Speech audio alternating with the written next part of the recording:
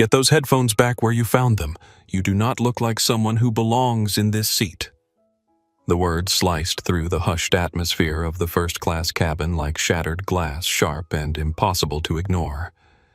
Heads turned. Conversations paused. In Seat 1A of Global Journey Airlines Flight 437, Jasmine Reynolds felt her heart stutter in her chest as 20 pairs of eyes locked onto her. Heather Wilson, the senior flight attendant with her perfectly coiffed blonde hair and 22 years of experience, loomed over the 17-year-old black girl, her professionally painted smile not quite reaching her eyes. She was used to having her authority respected, especially in her domain, the first-class cabin where the wealthy and powerful traveled in pampered isolation. What Heather did not know was that in precisely 18 minutes her entire career would come crashing down around her. The Boeing 787 Dreamliner, weighing 560,000 pounds and poised for takeoff to London, would remain firmly grounded on the tarmac. The 214 passengers on board would witness one of the most dramatic confrontations in commercial aviation history, and it would all happen because of a single phone call. This is not just another story about a rude employee having a bad day. This is about what happens when years of unchallenged prejudice collide with quiet power. It is about the moment when the established order is not just questioned but completely inverted. Have you ever been judged solely by your appearance? Ever been made to feel like you do not belong somewhere you have every right to be? If so, you will understand the cold knot of humiliation forming in Jasmine's stomach as Heather's voice rang out again. "I am waiting for an explanation. Those noise-canceling headphones are for first-class passengers only." Jasmine looked down at the sleek headphones on her console, the same ones that had been placed there before she boarded, the same ones that every first-class passenger received. She took a deep breath, her fingers trembling slightly as 20 strangers watched to see what she would do next. None of them, not even Jasmine herself, could have predicted how this confrontation would escalate. None of them knew that this seemingly minor incident would expose a pattern of discrimination that had festered unchecked for years. None of them realized that the unassuming teenager in Seat 1A was about to change an entire corporate culture with a single tap on her phone. If you have ever witnessed injustice and wished you could do something about it, stay with me, because what happens next is not just satisfying, it is revolutionary. But first, let me take you back 15 minutes earlier when Jasmine Reynolds first stepped onto the aircraft, carrying dreams as vast as the skies she was about to traverse. The hum of the Boeing 787's auxiliary power unit created a soothing backdrop of white noise as Jasmine Reynolds followed the red carpet pathway into the first-class cabin. At 17, her presence commanded a quiet respect that belied her age. Her dark eyes, keen and observant, took in every detail of the luxury surrounding her. The hand-stitched leather seats, the polished wood accents, the subtle lighting designed to mimic natural daylight. This was not her first time flying, but it was her first time in first class, and certainly her first time traveling alone internationally. The ticket had been a surprise gift from her parents, presented to her the night before departure in a simple envelope with a handwritten note. "To our brilliant daughter, fly like the star you are. We are so proud of you. Love, Mom and Dad." The memory of her mother's tears and her father's proud smile brought warmth to her chest as she located her seat, 1A, the coveted window spot at the very front of the aircraft. It was not just any seat. It was a private suite with its own sliding door designed to offer maximum privacy and comfort, the kind of luxury that costs more than most people's monthly rent. Jasmine placed her worn leather backpack carefully under the seat in front of her. Inside was her laptop, 3 different notebooks filled with coding notations, and a dog-eared copy of Algorithms to Live By, her favorite book on computational algorithms and human decision-making. The book was filled with her own annotations, complex thoughts in neat, precise handwriting that filled the margins. She was dressed comfortably but thoughtfully. Dark gray athletic pants and matching hoodie from a mid-range brand, nothing flashy but clean and neat, Her natural hair was styled in intricate box braids pulled back into a high ponytail practical for the long flight ahead. No makeup adorned her face except for a light lip gloss. She had never been one for cosmetics, preferring to spend her time on code rather than contour. At 17, Jasmine was already something of a prodigy in computer science circles. Fluent in Python, Java, and C++, she had developed an algorithm at 15 that helped predict bias in artificial intelligence systems, work that had caught the attention of tech industry leaders and earned her an invitation to be the youngest ever keynote speaker at the Future Innovators Tech Summit in London. The algorithm had started as a personal project born from her frustration with facial recognition software that consistently failed to properly identify darker-skinned faces. Her solution was elegant and groundbreaking, a verification system that could identify when AI was making decisions based on biased training data. Major tech companies were already implementing versions of her work, and there were whispers of prestigious universities offering early admission. As she settled into the plush leather seat, Jasmine ran her fingers lightly over the polished wood grain of the console beside her. On it sat a pair of high-end noise-canceling headphones, still in their plastic wrapper, and a tablet preloaded with movies and music. A glass of sparkling water with a slice of lemon had already been placed in the cup holder. Her mind was already rehearsing the opening lines of her keynote speech. In a world increasingly governed by algorithms, we must ask ourselves who writes these algorithms and whose experiences are they based on. When we feed our machines biased data, they will inevitably produce biased results. She had practiced the speech dozens of times in front of her bedroom mirror, but now, thousands of miles from home and about to address hundreds of industry professionals, a flutter of nervousness tickled her stomach. She took a deep breath. She had earned this opportunity through hard work and brilliant insights. She belonged here. Jasmine glanced at her phone. A text from her father had just come through, all checked in at the hotel. Call when you land, no matter what time. Your mother will not sleep until she hears your voice. Love you, Jazz. You are going to blow them away. Anthony Reynolds was her biggest champion. As Chief Technology Officer at Horizon Holdings, he understood better than most the significance of what his daughter had accomplished. He had always encouraged her to aim high, to never let anyone tell her what she could not do, and to always stand her ground when she knew she was right. He had also prepared her for the reality that as a young black woman in tech, she would often be underestimated, overlooked, or questioned. It is not fair, he had told her once, but knowing it happens means you can be prepared for it. Your brilliance will always speak louder than their prejudice, eventually. Jasmine slipped her phone into her pocket and pulled out her book, finding comfort in the familiar weight of it in her hands. She had 40 minutes before takeoff, enough time to review a few key concepts for her speech. Around her, other first-class passengers were boarding, each absorbed in their own pre-flight rituals. Businessmen typing furiously on laptops, couples sipping complimentary champagne, a woman in a designer suit arranging her expensive handbag just so. None of them gave Jasmine a second glance. To anyone paying attention, she was simply another passenger, albeit a young one preparing for a long-haul flight. To anyone really looking, she was the picture of focused intelligence, a young mind preparing to make her mark on the world. But no one was really looking. No one except for Heather Wilson, who had just stepped into the cabin and was surveying her domain with the critical eye of someone who had long ago decided who belonged in first class and who did not. And in Heather's world, Jasmine Reynolds most definitely did not belong. Heather Wilson moved through the first-class cabin like a general inspecting her troops, each step precise, her spine ramrod straight, her uniform immaculate. At 45, she wore her 22 years of experience at Global Journey Airlines like armor. Her blonde hair was pulled into a tight bun so severe it seemed to pull her features taut, creating a perpetual look of mild disapproval. Her makeup was flawless, but heavy. Foundation covering the fine lines that had begun to appear coral lipstick carefully applied within the lines. Flight 437 to London was Heather's favorite route.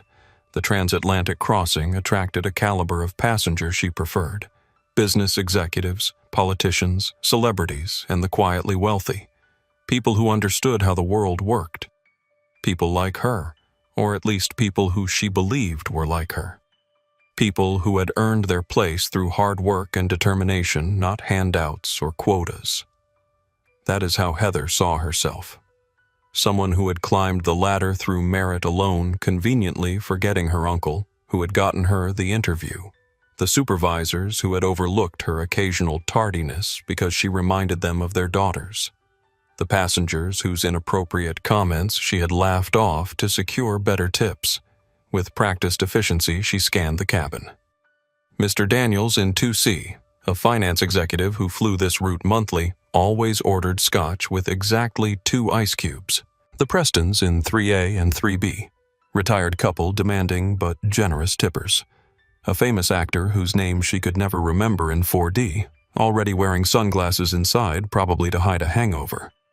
Then her eyes landed on 1A, and her mental catalog of acceptable first-class passengers experienced a critical error. A teenager, black, female, dressed in what Heather registered as casual clothes rather than business attire or designer labels, reading a book instead of tapping on a smartphone or laptop.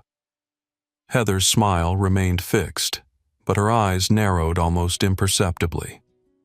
In her mind, a series of assumptions clicked into place like tumblers in a lock. Probably used someone else's miles. Maybe got upgraded by mistake. Could be some celebrity's daughter. Definitely does not appreciate what first class means. Most likely will cause problems during the flight. It never occurred to Heather to question these assumptions. In her mind, they were not assumptions at all. They were observations based on experience. The fact that her experience was filtered through a lifetime of unchecked biases did not register with her. The fact that she had mentally categorized a teenage girl as a potential problem before exchanging a single word with her seemed perfectly reasonable. Heather had always prided herself on what she called her intuition about passengers. She could spot trouble a mile away, she often boasted to newer flight attendants. What she called intuition was actually prejudice, a series of shortcuts her mind had created to make quick judgments based on appearance, accent, or behavior. The cabin is our domain, she had told countless trainees over the years. We set the tone. We decide who's having a good flight and who's not. This philosophy had never been challenged by her supervisors. In fact, Luis Hernandez, her manager for the past 8 years, had actively encouraged it. "You are the front line," he'd say during performance reviews. "I trust your judgment." The trust had been misplaced. Over the years, Heather had accumulated a file of passenger complaints. Snide comments to a Hispanic businessman who tried to order in Spanish, misunderstandings about seating that always seemed to affect passengers of color, selective enforcement of carry-on rules depending on how expensive the luggage looked. Each complaint had been handled quietly by Luis, buried under paperwork and dismissed as customer misunderstanding. Heather remained blissfully unaware that her behavior was problematic. In her mind, she was simply upholding standards. Standards that coincidentally aligned with her own biases about who belonged where. As she approached the young girl in 1A, Heather already knew how this interaction would go. She would be professional but firm. She would establish her authority. She would remind this girl that first class had rules, unspoken ones perhaps, but rules nonetheless. And she would make sure everyone else in the cabin witnessed it, a subtle reassurance to her real first-class passengers that she was protecting their exclusive space. "Good afternoon," she said, her voice carrying the practiced warmth of someone who had said the same words thousands of times without meaning them. "Welcome aboard Flight 437 to London." Heather's eyes flicked to the noise-canceling headphones on the console, still in their packaging but moved slightly from their original position. A perfect pretext. In her mind, this was a teaching moment, an opportunity to educate someone who clearly did not understand the protocols of first-class travel. It did not matter that other passengers had also moved their headphones. It did not matter that the girl had done nothing wrong. What mattered was establishing the hierarchy, reminding this girl that she was here on sufferance, that she was being watched, that she needed to be on her best behavior. Heather did not see herself as prejudiced. If asked, she would vehemently deny any bias. She saw herself as a professional upholding standards. She could not recognize that the standards she upheld were selectively enforced based on her own implicit assumptions about who belonged and who did not. As she stood before Jasmine Reynolds, Heather felt a familiar sensation, the small surge of satisfaction that came with exercising power. She did not know that this particular exercise of power would be her last. She did not know that the quiet teenager looking up at her with calm, intelligent eyes would be the catalyst for her downfall. She did not know that in less than 20 minutes she would be escorted off the aircraft, her career in tatters, her name about to become synonymous with corporate disgrace. All she knew was that someone was sitting in a seat where, according to her worldview, they did not belong. And Heather Wilson had appointed herself the gatekeeper of first class. "Those headphones are reserved for first-class passengers only," Heather said, her voice carrying just enough volume to ensure nearby passengers could hear. "I'm going to have to take them until we are airborne." Jasmine looked up from her book, momentarily confused. "I am sorry." "The headphones." Heather pointed to the noise-canceling headphones still in their sealed packaging on the console. "They are complimentary for our premium customers, but we do not distribute them until after takeoff." Jasmine glanced at the headphones, then back at Heather. "I have not touched them. They were here when I sat down." Heather's smile tightened. "Well, they should not have been. It is against our protocol." She reached down and picked up the package, her manicured fingers making a show of carefully inspecting the seal. "These are very expensive equipment. We need to make sure they are properly distributed." A businessman across the aisle was already wearing an identical pair, scrolling through his tablet. An elderly couple, 2 rows back, had theirs resting on their consoles, one package opened, one still sealed. Jasmine noticed these details in an instant, her analytical mind cataloging the inconsistency. "Other passengers already have theirs," she said quietly. Not confrontational, but simply stating a fact. Heather's eyes narrowed almost imperceptibly. "Our elite members have different privileges," she said smoothly. "I am sure you understand." The implication hung in the air between them. Jasmine could not possibly be an elite member, could not possibly belong to the category of passenger who received special treatment. The assumption was as clear as if Heather had shouted it. "I have a first-class ticket," Jasmine said, her voice level despite the flutter of indignation in her chest. "Seat 1A. "Yes, I can see that." Heather's gaze flicked over Jasmine's athletic wear, her lack of expensive accessories, her youth, her skin. "But there are still procedures to follow. I will keep these safe for you and return them after we reach cruising altitude." Before Jasmine could respond, Heather had slipped the headphones into her pocket and pivoted to the businessman across the aisle, Mr. William Peterson in 2D gray-haired, tailored suit, gold watch catching the light. "Mr. Peterson, can I get you anything before takeoff? Another scotch, perhaps?" Her voice had transformed warm and deferential now. "I am fine, thank you," he replied, barely looking up from his financial newspaper. Jasmine felt a hot flush creeping up her neck. She was not naive. She recognized what was happening. This was not her first encounter with prejudice, not by a long shot. Her father had prepared her for these moments, taught her how to respond with dignity rather than anger. "When people show you who they are, believe them the first time," he often quoted to her. "But never let them make you forget who you are." Right now, Jasmine was a first-class passenger with every right to be treated with respect. She took a deep breath, steadying herself. "Excuse me," she called, her voice clear but not raised.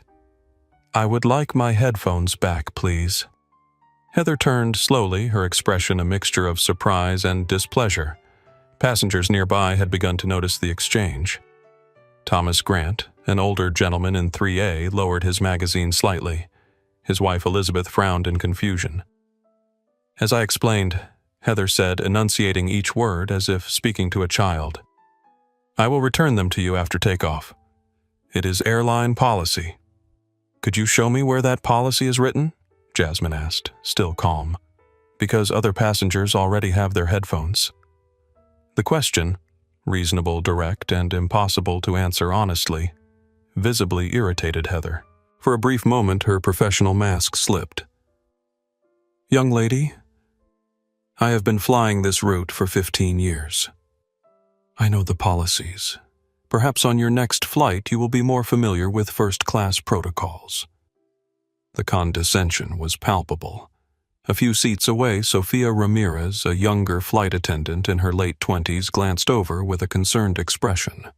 She had been with Global Journey for only 2 years and had already witnessed Heather's selective enforcement of protocols on multiple occasions.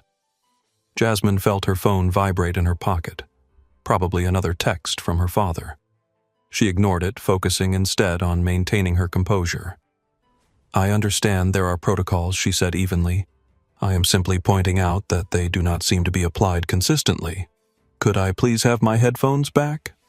Heather's smile vanished entirely. "No, you may not. And if you continue to be disruptive, I will need to speak with the captain about your behavior." The threat hung in the air.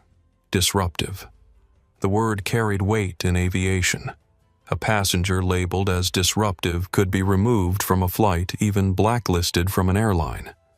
All for questioning why she was being treated differently than everyone else.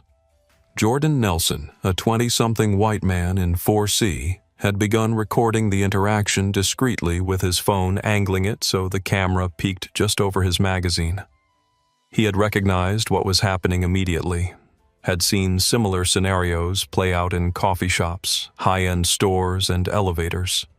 The modern form of shopping, while black now flying while black. At the front of the cabin, Nicole Rodriguez, the Hispanic concierge responsible for greeting VIP passengers, watched with growing discomfort.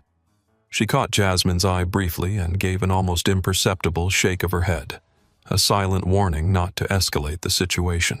Not because Jasmine was wrong, but because Nicole had seen how these confrontations typically ended. The passenger, especially a young black passenger, rarely won. Jasmine noted the warning. She also noted the smartphone recording, the watching eyes, the slight nod of agreement from Elizabeth Grant. She was not alone, even if she was isolated. "I am not being disruptive," she said quietly. "I am asking to be treated like every other passenger in first class." Heather leaned in, her voice low, but her smile back in place. "Honey, let me give you some advice. Being in first class is not just about having a ticket. It is about knowing how to behave. Now, would you like some juice before takeoff, or would you prefer to continue making a scene?" The dismissal was complete. Heather had categorized Jasmine's reasonable request as inappropriate behavior and offered her a patronizing off-ramp. The message was clear. Accept your place or suffer the consequences. Jasmine felt something cold settle in her chest. This was not about headphones anymore. It never had been. "Water, please," she said, finally, her voice steady despite the anger and humiliation churning inside her. "Thank you." Heather nodded, satisfied that she had won this small battle of wills, and moved away down the aisle, unaware that she had just lit the fuse on a much larger confrontation. William Peterson shifted uncomfortably in seat 2D as he pretended to focus on his Wall Street Journal. At 58, the investment banker had spent the better part of 2 decades flying first class across the Atlantic. He was accustomed to the routine. The champagne, the warm towels, the deferential service. What he was not accustomed to was witnessing such blatant discrimination happening right across from him. He glanced over at the young woman in 1A. She had returned to her book, her expression calm, but her posture rigid with tension. William had daughters of his own, though they were in college now. He tried to imagine how he would feel if someone treated them the way Heather had just treated this girl. William had always considered himself progressive. He donated to the right charities, hired diverse teams, attended the mandatory sensitivity training sessions. But he also knew that watching injustice without speaking up made him complicit in it. Still, confrontation was not in his nature. Maybe it was not that serious. Maybe he had misinterpreted the interaction. He took a sip of his scotch, the ice cubes clinking against the crystal tumbler, and tried to focus on his newspaper. The market was up 3 points. Somehow, it did not seem important anymore. 3 rows back, Thomas and Elizabeth Grant exchanged glances. Married for 42 years, they could communicate volumes without saying a word. Elizabeth's raised eyebrow said, "Did you see that?" Thomas's slight frown replied, "Yes, and I do not like it one bit." At 73, Thomas had seen enough in his lifetime to recognize prejudice when it appeared. As a young lawyer in the 1970s, he had worked on discrimination cases, seen how systems were designed to keep certain people in their place. Retirement had softened some of his edges, but not his sense of justice. Elizabeth, a retired school principal, had spent her career advocating for students who were overlooked or underestimated. She leaned forward slightly, trying to get a better view of the girl in 1A. Such a composed young woman handling herself with remarkable dignity. "Perhaps we should say something," Elizabeth whispered to her husband. Thomas covered her hand with his. "Let's wait and see what happens next. If it escalates, we will speak up." In seat 4C, Jordan Nelson continued filming discreetly. At 27, the tech journalist had made a name for himself, covering the intersection of technology and social justice. His last viral article had exposed racial bias in facial recognition software, earning him both acclaim and death threats. He recognized a story when he saw one unfolding. The young woman in 1A seemed familiar to him, though he could not place her. A tech conference attendee, perhaps. He made a mental note to introduce himself later. For now, he kept his phone angled just enough to capture the first-class cabin without being obvious about it. Near the front galley, Sophia Ramirez arranged champagne flutes with mechanical precision, her mind elsewhere. 2 years as a flight attendant with Global Journey Airlines had shown her the unwritten hierarchies that govern the skies. Heather Wilson stood at the top of that hierarchy. Senior, respected, untouchable. Sophia had witnessed Heather's selective enforcement before the warm smiles for white executives, the cold efficiency for anyone who did not fit her mental image of a first-class passenger. She had seen passengers of color scrutinized, questioned, made to feel unwelcome through 1,000 tiny cuts. A delayed response to a call button, a forgotten drink order, a terse explanation of policy. Sophia had kept her head down, told herself it was not her place to interfere.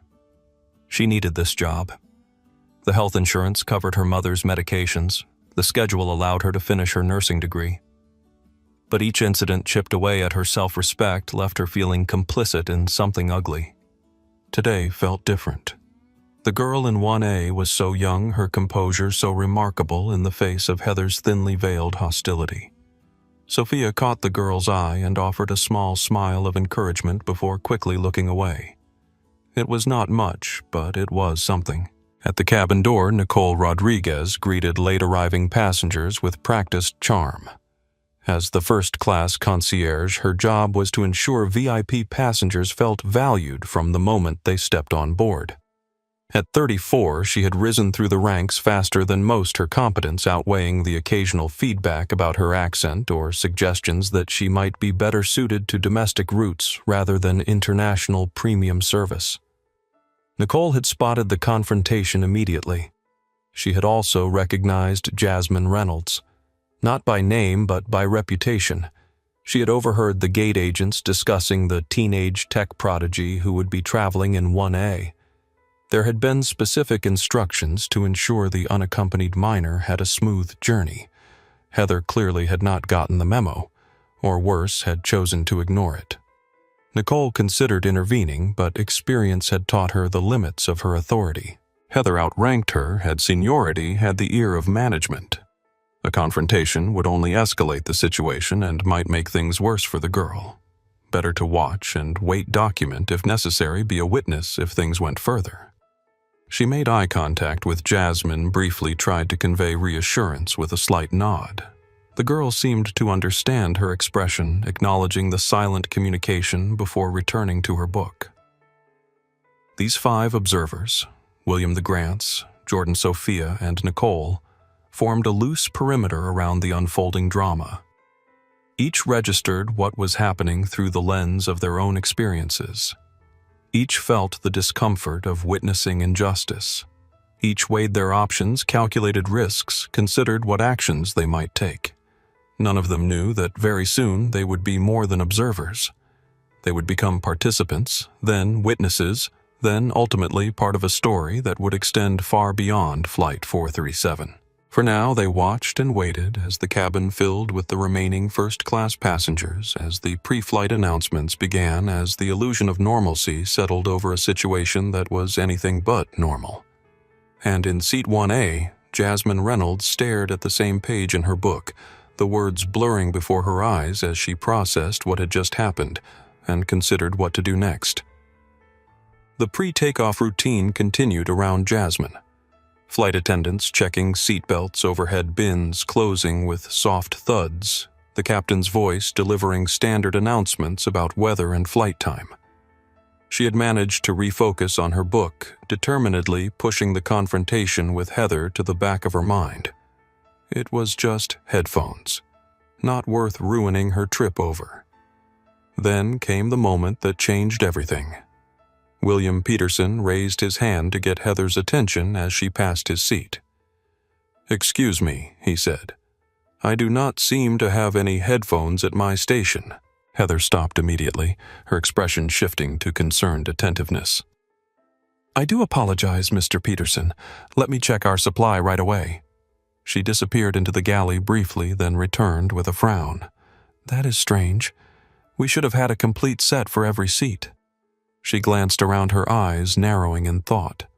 Then slowly, deliberately, her gaze settled on Jasmine. The cabin air seemed to grow thicker as Heather's posture changed her back, straightening her chin, lifting slightly. She was not just a flight attendant anymore. She was a prosecutor about to deliver her opening statement. "One moment, please," she told William, then turned and walked directly to Jasmine's seat. This time, Heather did not bother with the pretense of a smile. "Miss," she said loudly enough for nearby passengers to hear, "I need to check your carry-on bag." Jasmine looked up, genuinely confused. "My bag? Why, we are missing a set of premium headphones, and I need to verify that they have not been misplaced." The emphasis on the last word made her implication clear. The accusation hung in the air, stunning in its audacity. Jasmine felt her cheeks burn as understanding dawned. "You think I stole them?" "I did not say that," Heather replied, her tone suggesting exactly that. "I simply need to account for all our equipment. It is standard procedure when items go missing." From across the aisle, William Peterson's expression shifted from confusion to disbelief. "Wait a minute," he began. I was not suggesting. Heather held up a hand to silence him without taking her eyes off Jasmine. "This will just take a moment, sir. We take security and inventory very seriously in first class." By now, conversations throughout the cabin had ceased. Every passenger was watching the confrontation unfold. Thomas Grant leaned forward in his seat, his frown deepening. Elizabeth placed a restraining hand on his arm, but her own expression had hardened. Jordan Nelson was filming openly now, his journalistic instincts overriding discretion. Sophia Ramirez had frozen near the galley, a stack of warm towels forgotten in her hands. "I did not take anything," Jasmine said, her voice remarkably steady despite the humiliation coursing through her. "You took my headphones earlier, remember? The ones that were at my seat when I arrived." "Yes, and now Mr. Peterson said is missing," Heather countered. "It seems like quite a coincidence." The accusation was absurd on its face. Jasmine had been in her seat the entire time in full view of dozens of passengers. The logical impossibility of her having stolen headphones from another seat without anyone noticing did not seem to factor into Heather's reasoning. "I have been sitting here reading my book," Jasmine said. "Everyone here has seen me. I have not moved." "Then you will not mind if I check your bag?" Heather insisted, reaching toward the backpack tucked under Jasmine's seat. That was the line. Jasmine could tolerate the condescension, the subtle barbs, even the confiscation of her headphones. But this public accusation of theft, this attempt to search her belongings without cause, it crossed a boundary she was not willing to accept. "Actually, I do mind," she said, her voice clear and firm. "You have no right to search my bag. I have done nothing wrong." Heather's eyes widened slightly, clearly not expecting resistance. Her authority was rarely challenged so directly. "Young lady, if you have nothing to hide—" "That is not the point." Jasmine interrupted, her composure still intact but her tone uncompromising. "The point is that you are singling me out based on assumptions. You did not ask to search anyone else's bag, just mine." The confrontation had escalated beyond headphones now. It had become about dignity, about refusing to be treated as inherently suspicious because of how she looked. William Peterson stood up from his seat, his financial paper forgotten. "This is ridiculous," he said, addressing Heather directly. "I simply mentioned that I did not have headphones. I was not accusing anyone of anything." "Sir, please sit down," Heather said, her professional veneer cracking slightly. "This is a security matter." "No, it is not," William replied, standing his ground. "It is a missing pair of headphones, not a security threat. And you are handling it inappropriately."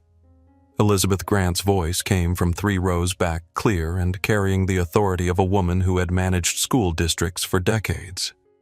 "Young man in 4C, I hope you are getting this on video."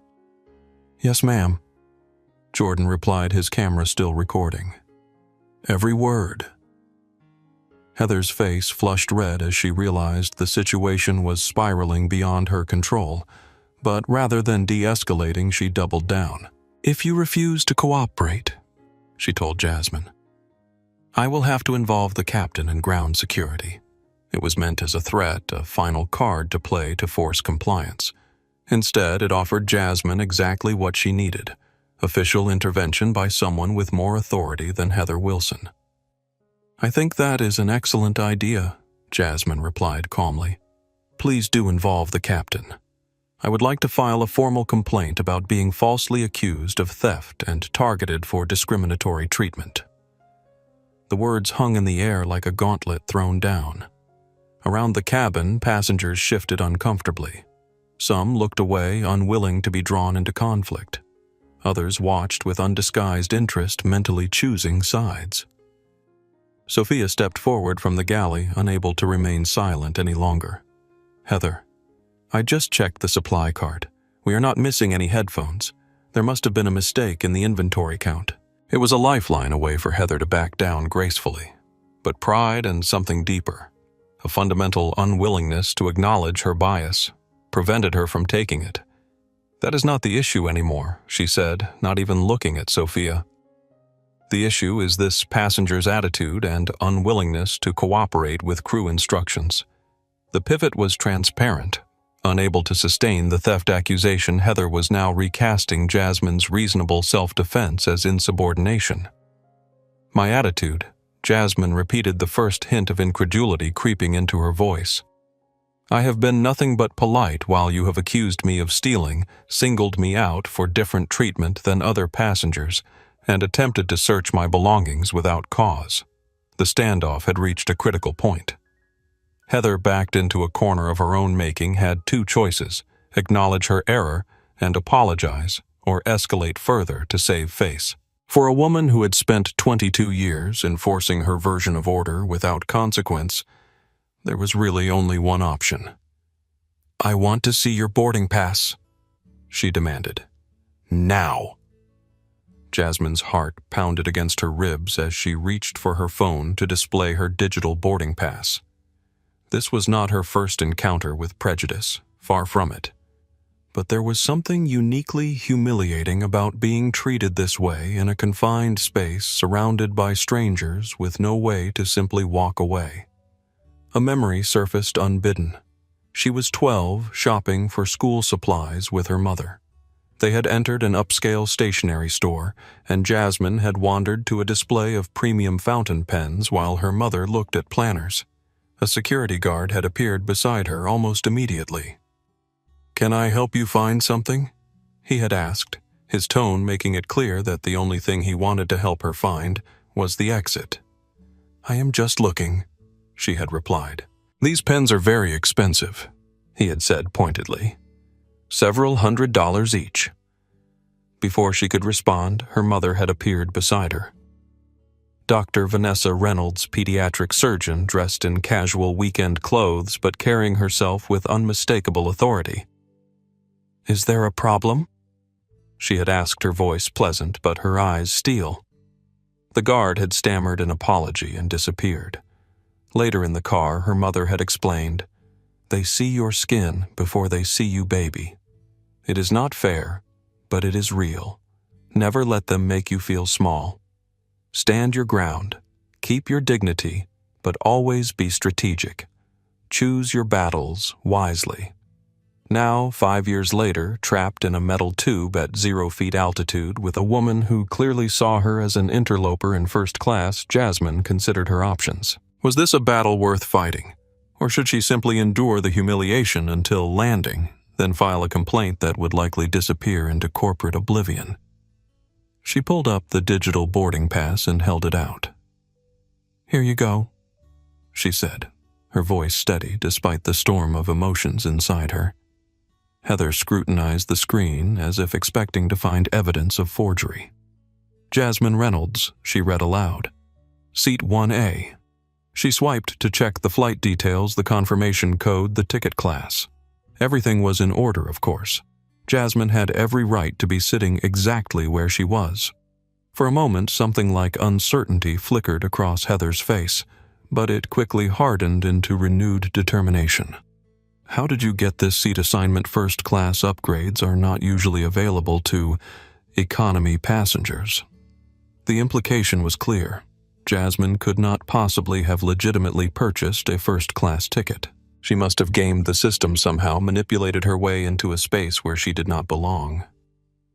"My parents bought me this ticket," Jasmine replied, fighting to keep the tremor out of her voice, "as a gift for my keynote speech at the Future Innovators Tech Summit in London." Even as she said it, Jasmine hated that she felt compelled to explain herself to justify her presence. No one had asked the businessman why he deserved his seat, or the elderly couple, or the man filming with his smartphone. Only her. A keynote speech. Heather's skepticism was undisguised. At 17, yes. Jasmine did not elaborate. She did not mention her algorithm, or the universities courting her, or the tech companies implementing her work. She should not have to recite her resume to be treated with basic dignity. Her phone vibrated with another text. Her father again. She glanced down at the message. "Everything okay?" You usually respond right away, just checking in. Her father, Anthony Reynolds, CTO of Horizon Holdings, the man who had taught her to stand her ground but choose her battles. What would he advise now? What would he do if he were here? Jasmine knew exactly what he would do. He would respond calmly but firmly. He would document everything, and he would ensure there were consequences. With a steady hand, she typed, "Having an issue with a flight attendant. Being singled out and accused of theft. Multiple witnesses. Will call when resolved." Her finger hovered over the send button. This was not just texting her dad anymore. This was setting something in motion that could not be easily stopped. Her father was not just any concerned parent. He was an executive at one of the most powerful technology companies in the world, a company with significant corporate partnerships, including one with Global Journey Airline's parent corporation. One text from her could potentially end Heather Wilson's career. Was that fair? Was that right? Jasmine thought about the other travelers who might face the same treatment. Ones without powerful parents, without witnesses filming, without the confidence to stand up for themselves. How many others had Heather humiliated, made to feel small, treated as inherently suspicious? She pressed send. Almost immediately, 3 dots appeared as her father began typing. Then they disappeared, replaced by a simple message. On it. Stay calm. Document everything. Jasmine looked back up at Heather, who was still holding her boarding pass, still looking for some technical reason to challenge her right to be there. My boarding pass is valid, Jasmine said. I have every right to be in this seat. Now, is there anything else, or can I return to my book? The calm assertion seemed to infuriate Heather further. She was used to passengers who cowered, who apologized, who tried to placate her. Jasmine's composed resistance was something else entirely. Given your attitude, Heather said coldly, I am going to have to ask the captain about removing you from this flight. The threat hung in the air. Around the cabin, passengers exchanged glances. Jordan Nelson's camera kept recording. William Peterson shook his head in disbelief. Thomas Grant half rose from his seat before Elizabeth gently pulled him back down. My attitude. Jasmine repeated, genuine confusion in her voice. I have answered your questions. I have shown you my boarding pass. I have remained calm despite being falsely accused of theft. What exactly about my attitude justifies removing me from this flight? It was a reasonable question, and Heather had no reasonable answer. What she really meant by attitude was Jasmine's refusal to accept inferior treatment, her audacity in expecting to be treated with the same respect as other first-class passengers. Crew instructions are to be followed without question, Heather said, retreating to the safety of authority. That is federal aviation law. What instruction have not? I followed, Jasmine countered. Before Heather could respond, Sophia stepped forward again. Heather, maybe we should stay out of this, Sophia, Heather snapped. Go prepare the drink service. Sophia hesitated, clearly torn between professional obligation and moral conscience. Finally, with an apologetic glance at Jasmine, she retreated to the galley. Jasmine's phone vibrated again. Another text from her father. Do not engage further. Help is coming. 10 minutes max. 10 minutes. All she needed to do was remain calm for 10 more minutes. She could do that. She took a deep breath, steadying herself. If you want to involve the captain, she told Heather, her voice level, please do so. I have nothing to hide and have broken no rules. It was a direct challenge, and everyone in the cabin knew it. The battle lines had been drawn. On one side, a teenager armed with nothing but the truth and her own dignity. On the other, a veteran flight attendant backed by years of unchallenged authority and institutional power. What no one in the cabin knew, not even Jasmine herself, was that forces were already in motion that would transform this confrontation from a personal humiliation into a corporate earthquake. Ladies and gentlemen, we apologize for the delay in our departure. Heather's voice cut through the cabin, artificially pleasant, but with an undercurrent of tension. She had positioned herself at the front of the first-class section, deliberately making a public spectacle of what should have been a private matter. We are experiencing a situation with a passenger that requires attention before we can proceed. Every eye in the cabin turned toward Jasmine. Some gazes were curious, others sympathetic, a few judgmental. Being the center of unwanted attention was its own form of punishment, and Heather knew exactly what she was doing. Flight attendants have authority under federal regulations to ensure all passengers comply with safety procedures and crew instructions.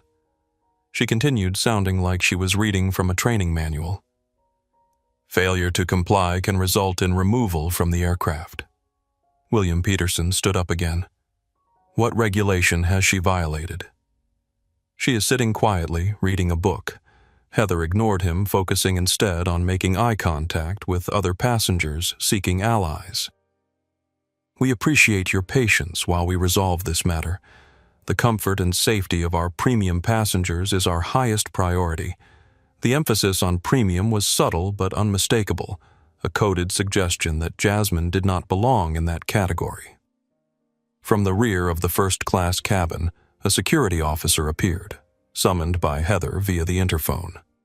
He was young, barely 30, with close-cropped hair and an uncomfortable expression. His name tag read Taylor. "Officer Taylor, we have a situation with this passenger," Heather said loudly, pointing directly at Jasmine.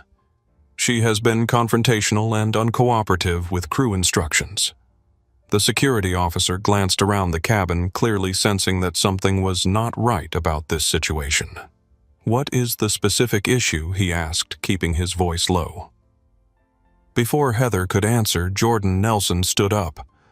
"Officer, I have video of the entire interaction. This young woman has done absolutely nothing wrong. She is being harassed for no reason." Murmurs of agreement came from several passengers. Elizabeth Grant raised her hand. "My husband and I have witnessed everything. This is completely inappropriate treatment." The security officer looked increasingly uncomfortable, caught between protocol and the obvious reality that this was not a legitimate security situation. "Miss," he addressed Jasmine directly. "Can I see your boarding pass, please?" "Officer Taylor?" Jasmine replied calmly. "I have already shown my valid boarding pass to the flight attendant. I am a ticketed first-class passenger on this flight. I have not violated any rules or regulations. I am being targeted and publicly humiliated for no legitimate reason." Her composure was remarkable. A 17-year-old girl facing down authority figures who should have been protecting her rather than persecuting her. "The issue is not her ticket," Heather interjected. "It is her attitude and refusal to comply with crew instructions." "What instructions specifically?" Taylor asked.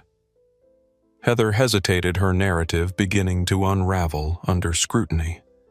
"She refused to let me inspect her bag when items went missing." "What items?" Taylor asked. "Headphones," Heather admitted reluctantly. "Premium noise-canceling headphones." The security officer's expression shifted from uncomfortable to incredulous. "You called security over headphones?" "Before." Heather could respond. A commotion at the cabin entrance drew everyone's attention. Two men in business suits were boarding the aircraft, followed by what appeared to be airline management staff. The cavalry had arrived. Throughout the escalating confrontation, Jasmine had maintained a composure that belied her 17 years.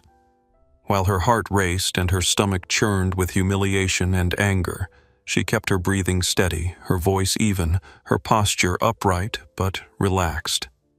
This was a skill she had learned over years of being the only black girl, the youngest person, the unexpected presence in spaces where others questioned her belonging. Her father had once told her, "Your silence can be more powerful than their noise. Do not waste energy fighting every battle with the same intensity. Sometimes the most revolutionary act is simply refusing to be moved." So she sat in seat 1A, exactly where her ticket placed her, exactly where she had every right to be, and she did not raise her voice. She did not cry. She did not plead. She simply stated facts calmly and without apology. "I have a valid ticket. I have not stolen anything. I have broken no rules. I will not be treated differently than other passengers." Each statement was a brick in a wall of quiet dignity that Heather Wilson kept crashing against, growing increasingly frustrated by her inability to provoke an emotional response that could be labeled as disruptive or aggressive. When Security Officer Taylor had asked for her boarding pass, Jasmine had complied without comment, letting the evidence speak for itself. When he asked if she had taken anyone's headphones, she had simply said, no, offering no defensive elaboration. When he asked if she was traveling alone, she had said, "Yes, but my father is aware of the situation."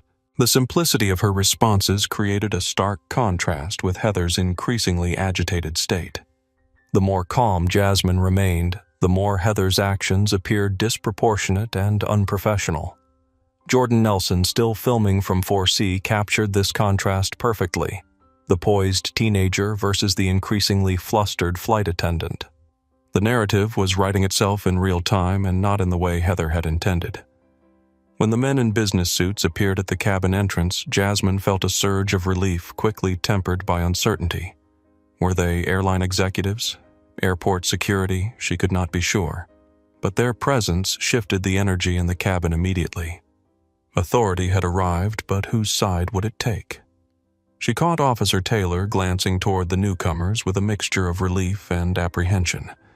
Clearly, this situation had escalated beyond what he had expected to handle. "Miss Reynolds?" he said quietly, leaning closer to Jasmine. "I apologize for the disturbance. For what it is worth, I do not see any issue with your behavior. Just sit tight for now." It was a small gesture, this acknowledgement from a person with some measure of authority, but it steadied her. She nodded her thanks, then turned her attention to the unfolding scene at the front of the cabin. The first man to enter was tall and imposing with salt and pepper hair and the confident bearing of someone accustomed to command. Behind him came a younger man with a tablet scrolling rapidly through information. 2 airline staff members in management uniforms followed, looking tense and alert. Heather straightened her posture clearly, recognizing the first man, her expression shifting to something like deference mixed with confusion. "Mr. Blackwell," she said, using her customer service voice once again. "I was not aware you were traveling today. We are just handling a minor situation with a passenger." "Ms. Wilson?" The man interrupted, his voice quiet but carrying authority. "I am not traveling. I am here regarding a situation that was brought to my attention minutes ago. Richard Blackwell, Senior Vice President of Customer Experience at Global Journey Airlines, rarely visited aircraft personally. His presence on the jet bridge was unprecedented, a fact not lost on anyone in uniform. Heather's composure faltered visibly.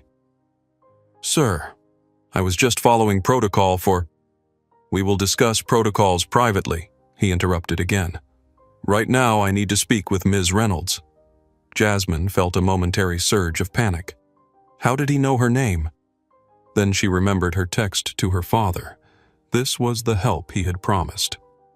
Blackwell approached Jasmine's seat, his demeanor shifting from stern authority to something more gentle. "Ms. Reynolds, I apologize for interrupting your journey. I am Richard Blackwell, Senior VP at Global Journey. May I speak with you privately for a moment?" Jasmine glanced around the cabin, aware that every passenger was watching this interaction. The public nature of her humiliation had been part of its sting. Any resolution should be equally public. "Anything you need to say to me can be said here," she replied, her voice steady. "Everyone has already witnessed what happened." Blackwell nodded, understanding her reasoning. "Very well. First and foremost, I want to apologize for the treatment you have experienced today. It falls well short of our standards and values as an airline. The official acknowledgement, delivered clearly for all to hear, was powerful. Around the cabin, passengers relaxed slightly, sensing justice was being served. "Thank you," Jasmine said simply. "I understand you are traveling to London for the Future Innovators Summit, where you will be delivering a keynote address." Blackwell continued. "We are honored to have you on our flight and regret that your experience has been tarnished by this incident." Heather's face paled. The disruptive passenger she had been attempting to remove was not just a regular teenager, but a VIP speaker headed to a prestigious international event. The realization seemed to hit her like a physical blow. "The situation will be addressed," Blackwell assured Jasmine. "In the meantime, is there anything we can do to make the remainder of your journey more comfortable?" Jasmine considered for a moment. She could ask for an upgrade to an even more premium seat, demand compensation, or request special treatment. Instead, she said, "I would like my headphones back, please. And I would prefer a different flight attendant to serve the first-class cabin for the duration of this flight." It was a measured response, Not vengeful, not demanding simply a reasonable request to be treated with basic dignity for the remainder of her journey. Blackwell nodded. Of course, that can be arranged immediately. He turned to the younger man with the tablet. Mr. Foster, please ensure Ms. Reynolds receives her headphones and that cabin service assignments are adjusted accordingly. Then he turned back to Jasmine, his expression serious. We would appreciate the opportunity to speak with you more thoroughly upon landing in London, if you are willing. Your insights could help us address the underlying issues that led to this situation. It was a corporate response, carefully worded, but also an acknowledgement that the problem went beyond one flight attendant's behavior. I would be happy to share my perspective, Jasmine replied. Throughout this exchange, she had maintained her composure, neither gloating in vindication nor shrinking in continued humiliation. Her silent resistance had transformed into silent strength, the power of someone who knew they were right and refused to be treated as less than. Across the aisle, William Peterson nodded in approval. The Grants exchanged satisfied glances. Jordan Nelson continued recording, capturing the airline's public acknowledgement of wrongdoing.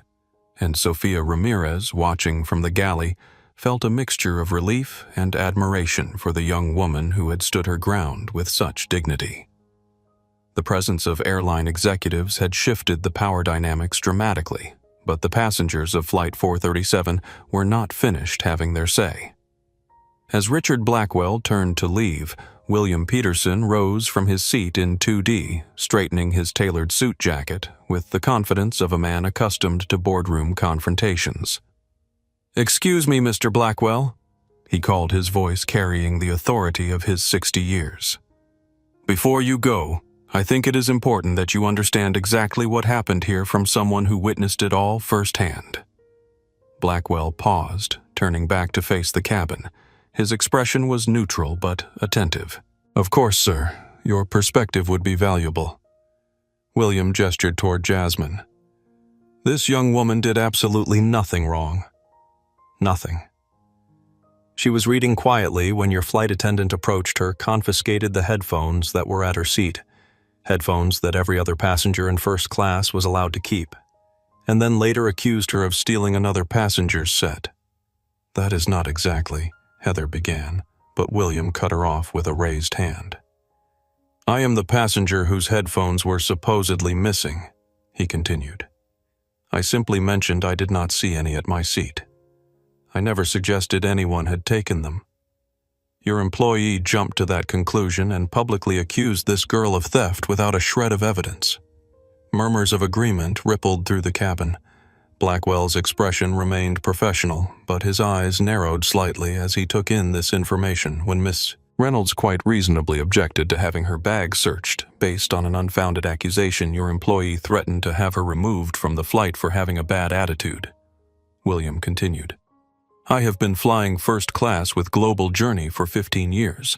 Mr. Blackwell and I have never seen a passenger treated this way. Never." From 3 rows back, Thomas Grant's voice joined the chorus. "My wife and I observed the entire interaction," the retired civil rights attorney said. "In my professional opinion, what we witnessed was textbook discriminatory treatment. The selective enforcement of policies that did not seem to apply to any other passengers raises serious concerns about your airline's practices." Elizabeth Grant nodded in agreement. "If your company values truly include dignity and respect for all passengers, then this incident represents a fundamental failure of those values." Jordan Nelson stood up next, his smartphone still in hand. "I have the entire interaction recorded, from the initial confiscation of headphones to the false accusation of theft to the threat of removal. I would be happy to provide the video to Ms. Reynolds, to Global Journey's management, or to my 500,000 social media followers, whichever would be most helpful in addressing this situation properly." The implication was clear. This incident could become a public relations nightmare if not handled correctly. Sophia Ramirez stepped forward from the galley, her hands trembling slightly but her voice steady. "Mr. Blackwell, I feel obligated to speak up as well. This is not an isolated incident. I have observed similar treatment of passengers of color on multiple occasions. When I have raised concerns to management, they have been dismissed or ignored." Her words hung in the air, heavy with significance. This was not just about one flight attendant and one passenger anymore. It was about a pattern, a culture, a system that allowed such incidents to occur repeatedly without correction. Nicole Rodriguez, the first-class concierge, joined the growing chorus of witnesses. "I can confirm that Ms. Reynolds was identified at the gate as a VIP passenger traveling to deliver a keynote address. This information was communicated to the cabin crew during our pre-flight briefing." All eyes turned to Heather, whose face flushed red at this revelation. She had been explicitly informed about Jasmine's status and had chosen to ignore it. Richard Blackwell absorbed all this information, his expression grave. "I appreciate everyone speaking up.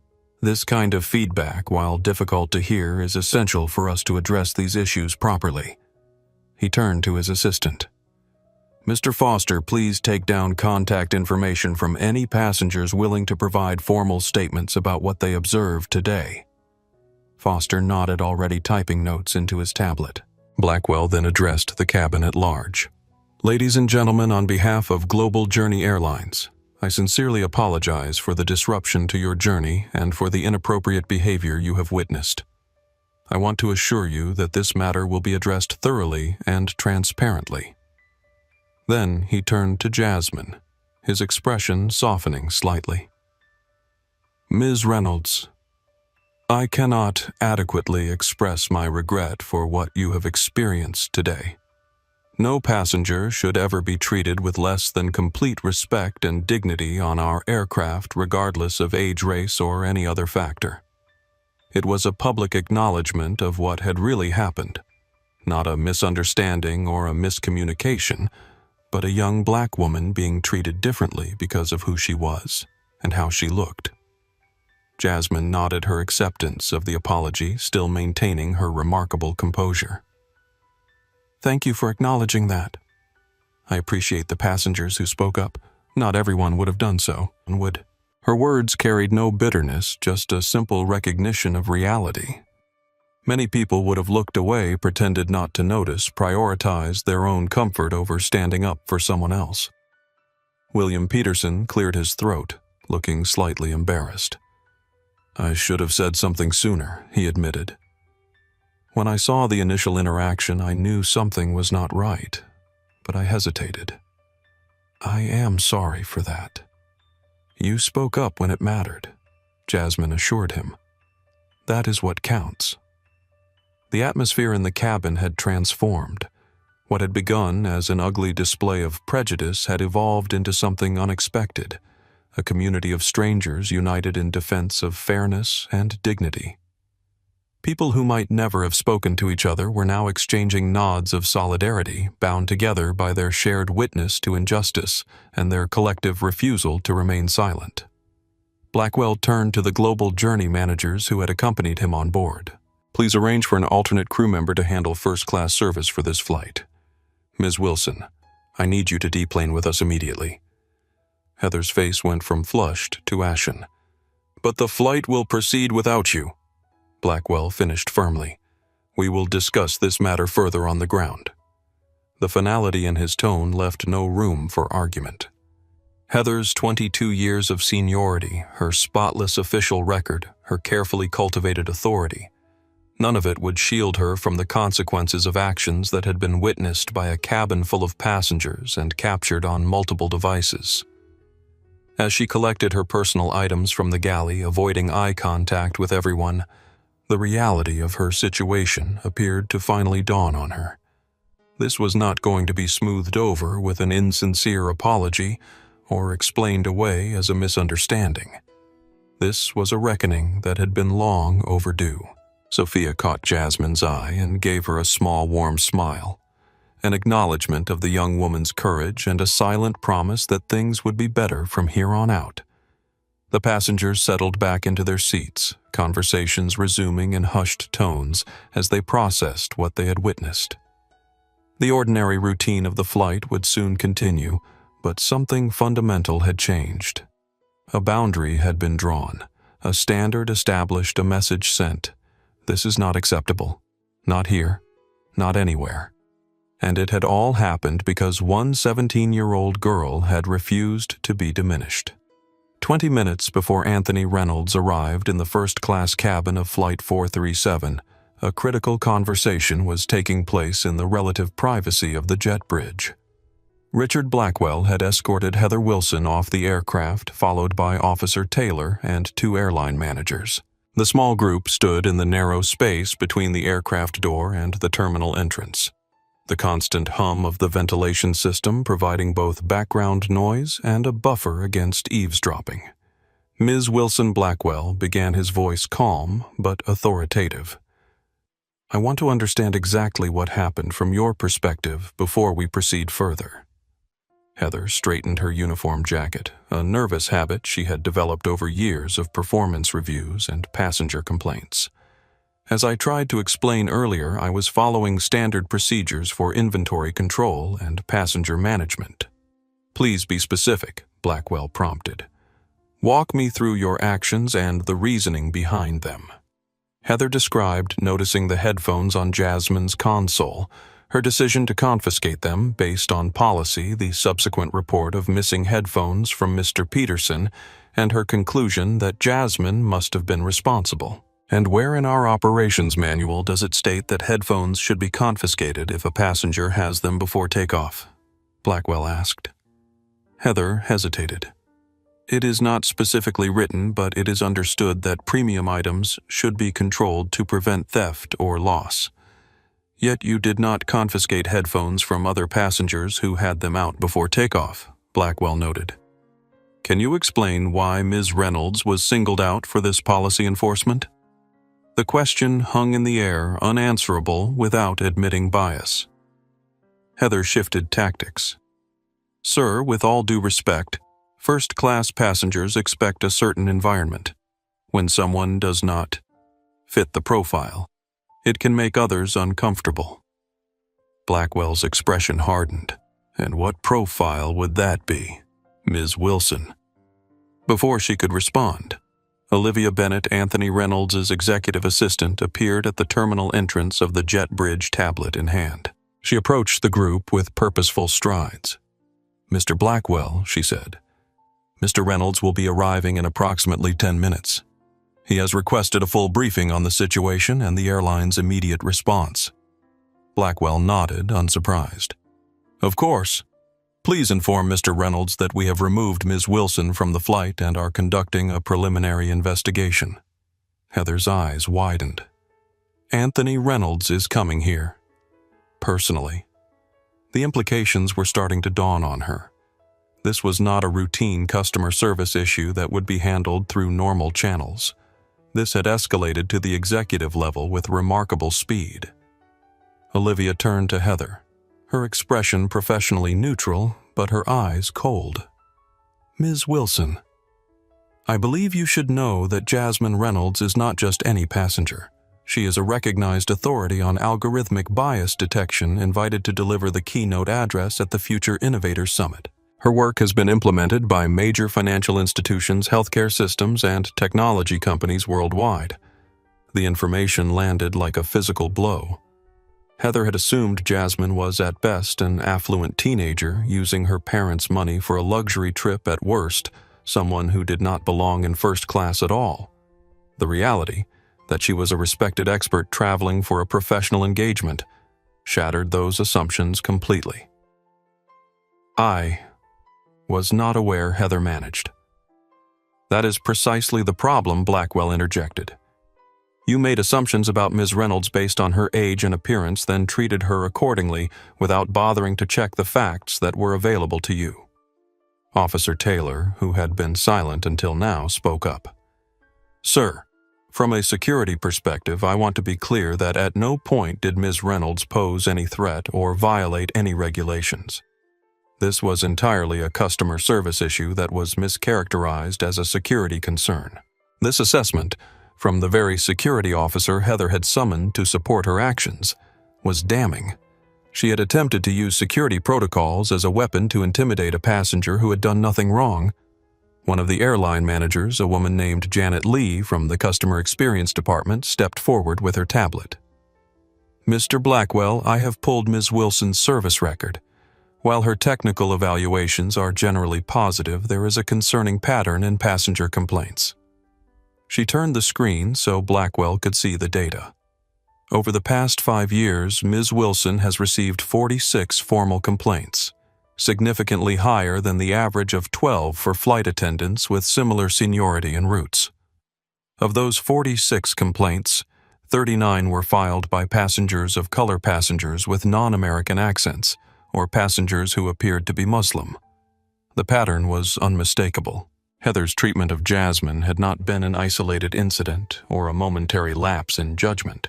It was part of a consistent pattern of discriminatory behavior that had somehow gone uncorrected for years. Blackwell turned to the other manager, Michael Torres from Human Resources. "How were these complaints handled?" Torres looked uncomfortable. Most were routed through her direct supervisor, Luis Hernandez. In nearly all cases, they were dismissed as passenger misunderstanding or resolved through counseling. No formal disciplinary action was ever taken. The failure was becoming clear. It was not just Heather's individual bias at issue, but an entire chain of management that had enabled and protected that bias, allowing it to continue unchecked.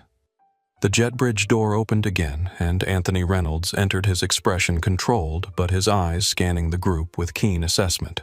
Everyone straightened instinctively, not just because of his corporate position, but because he carried himself with natural authority. Mr. Reynolds Blackwell stepped forward, extending his hand. "Richard Blackwell, Senior VP of Customer Experience. Thank you for coming." Anthony shook his hand firmly. "I understand my daughter was subjected to discriminatory treatment on your aircraft." "Yes, sir. We are deeply sorry for the incident and are taking immediate action. Ms. Wilson has been removed from the flight and we are conducting a thorough investigation." Anthony nodded, then turned his attention to Heather, who seemed to shrink under his gaze. "Ms. Wilson, I presume?" "Yes, sir," she replied, her voice barely audible. "I would like to understand what happened from your perspective," Anthony said, his tone neutral but penetrating. "Why did you single out my daughter for different treatment than other passengers?" It was the same question Blackwell had asked, but coming from Anthony, a father seeking to understand why his child had been humiliated. It carried different weight. Heather struggled to find words that would not incriminate her further. "Sir, I made an error in judgment. I misinterpreted the situation." "What specifically did you misinterpret?" Anthony pressed. Heather had no good answer. Any explanation would reveal the biased assumptions underlying her actions. Assumptions about who belonged in first class, who looked suspicious, who deserved respect, and who did not. Anthony studied her for a moment, then turned back to Blackwell. "I do not need to hear more. The facts are clear enough. What matters now is how Global Journey responds, not just to this specific incident, but to the underlying issues it represents." Blackwell nodded soberly. "We take this extremely seriously, Mr. Reynolds. Beyond the immediate personnel actions, we are launching a comprehensive review of our training, complaint handling, and accountability systems." "Words are easy," Anthony noted. "Horizon Holdings will be watching for concrete actions. Our corporate travel contract comes up for renewal in 3 months. How Global Journey addresses this situation will significantly influence our decision." The implications were clear. Millions of dollars in corporate contracts hung in the balance. Blackwell understood completely. "We welcome the scrutiny," he said. "This incident, while deeply regrettable, provides an opportunity for meaningful improvement. We would value your daughter's insights given her expertise in bias detection systems." Anthony's expression softened slightly. "That would be Jasmine's decision to make.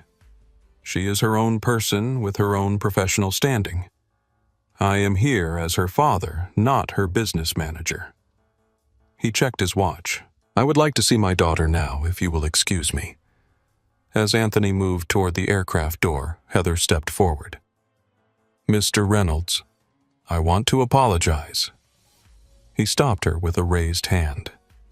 Ms. Wilson, I am not interested in apologies motivated by fear of consequences rather than genuine remorse.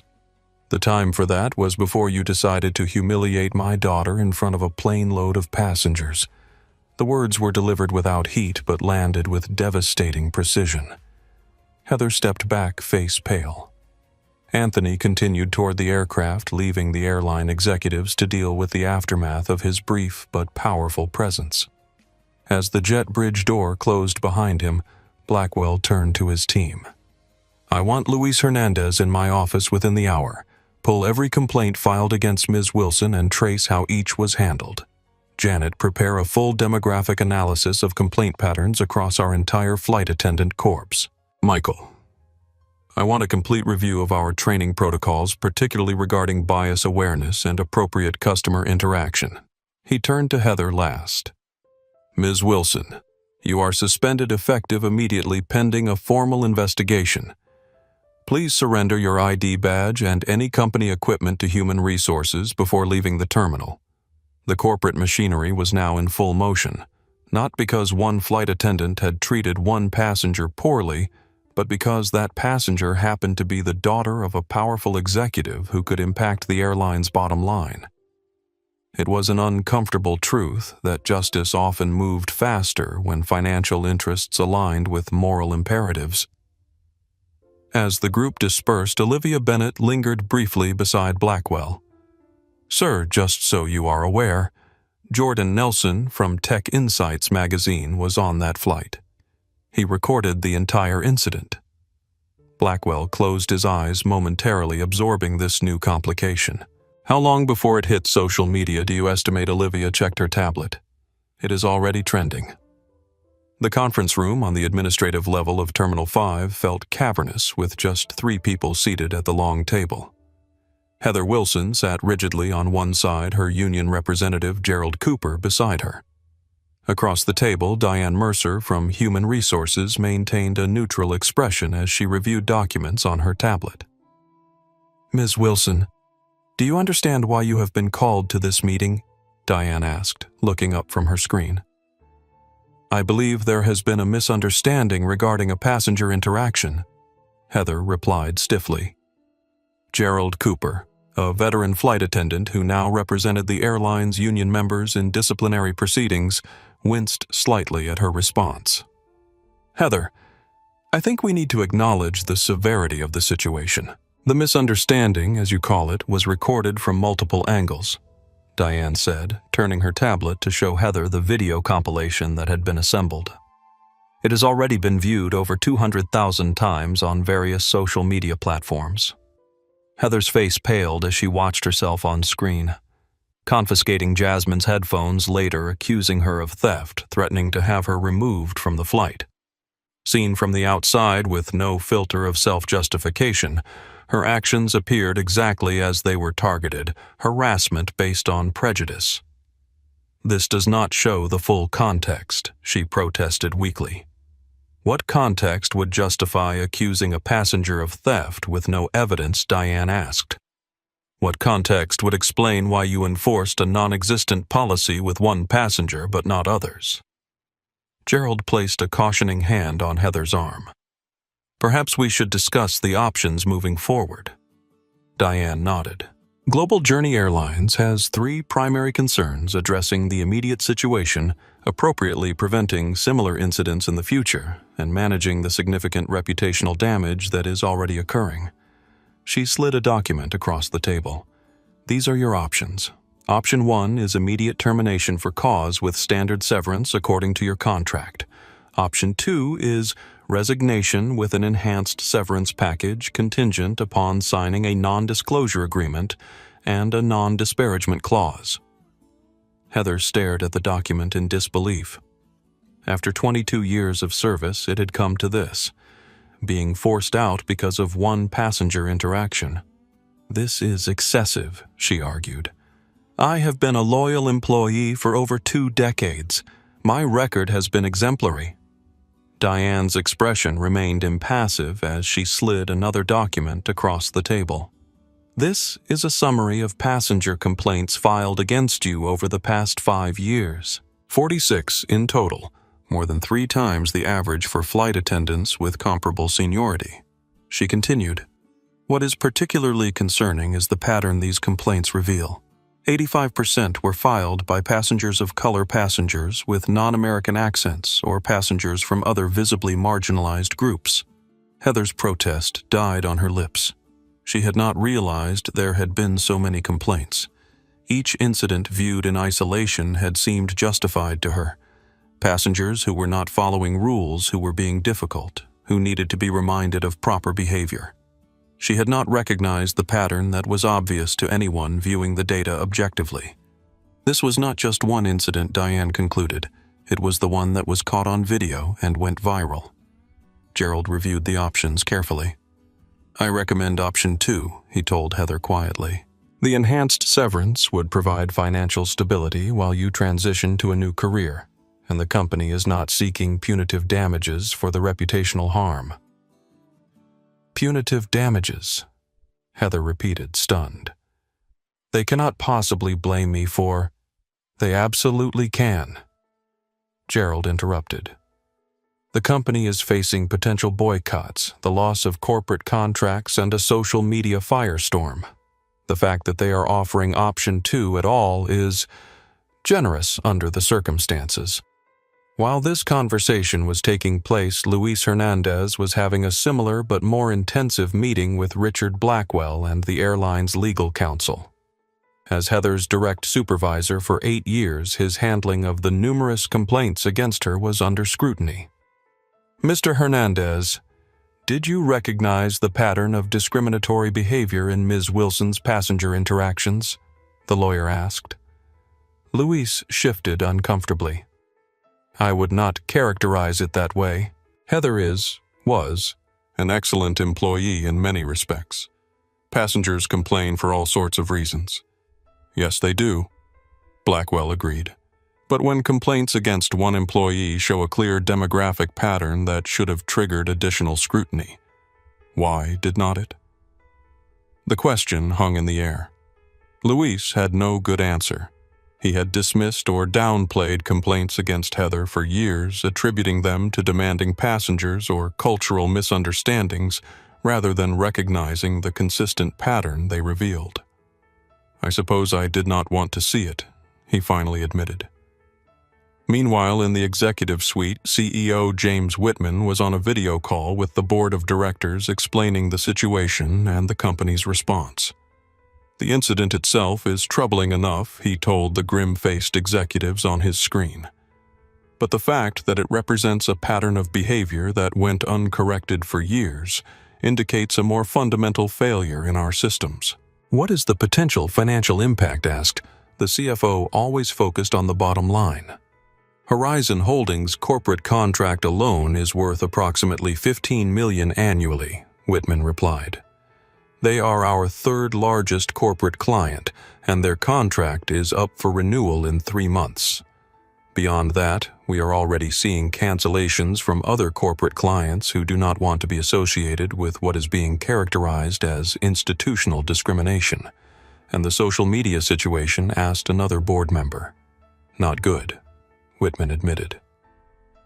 The hashtag #GroundedByBias is trending. Several celebrities have shared the video and called for boycotts. Our customer service lines are overwhelmed with calls. The board members exchanged troubled glances. This was not just a PR problem. It was potentially an existential threat to the company's reputation and financial health. Back in the conference room, Heather had finally grasped the gravity of her situation. With trembling hands, she signed the resignation agreement accepting the enhanced severance package in exchange for quietly leaving the company and refraining from public comments about the incident. "What happens now?" she asked Gerald as she set down the pen. "You will be escorted to collect your personal belongings, then out of the building," he explained gently. "Your company credentials and access have already been deactivated." And then Gerald had no answer for that. The future Heather had envisioned, Retirement with a pension after 30 years of service, perhaps a position training new flight attendants, had vanished. At 45, she would be starting over, carrying the invisible but heavy weight of having become a public example of workplace discrimination. As she was escorted through the terminal by security, Heather kept her head down, aware of the curious glances from colleagues and passengers who might have recognized her from the viral video. Her uniform, once a source of pride and authority, now felt like a mark of shame. In the Human Resources Department, staff members were already reviewing personnel files, identifying other employees with similar complaint patterns. The investigation was expanding beyond Heather Wilson to include managers who had failed to address problematic behavior training protocols that had not adequately addressed bias and complaint procedures that had allowed serious issues to be dismissed without proper review. What had begun as one flight attendant's biased treatment of one passenger had exposed failures throughout the organization. Failures of oversight, of accountability, of culture. Luis Hernandez left his meeting with a 2-week suspension and a final warning. Unlike Heather, he would have an opportunity to keep his job, though, under probationary conditions and with mandatory retraining. The disparity was not lost on him. He was being given a second chance that Heather had not received, largely because his role had been one of neglect rather than direct discrimination. By evening, Global Journey Airlines had issued a public statement acknowledging the incident, apologizing unreservedly, and outlining initial steps to address both the specific situation and the broader issues it revealed. The statement avoided corporate jargon in favor of straightforward language. Today, a global journey. Airline's flight attendant discriminated against a young passenger based on biased assumptions about who belongs in first class. We removed the employee from duty immediately and have accepted her resignation. We apologize unreservedly to Ms. Reynolds and to all our passengers who witnessed this unacceptable behavior.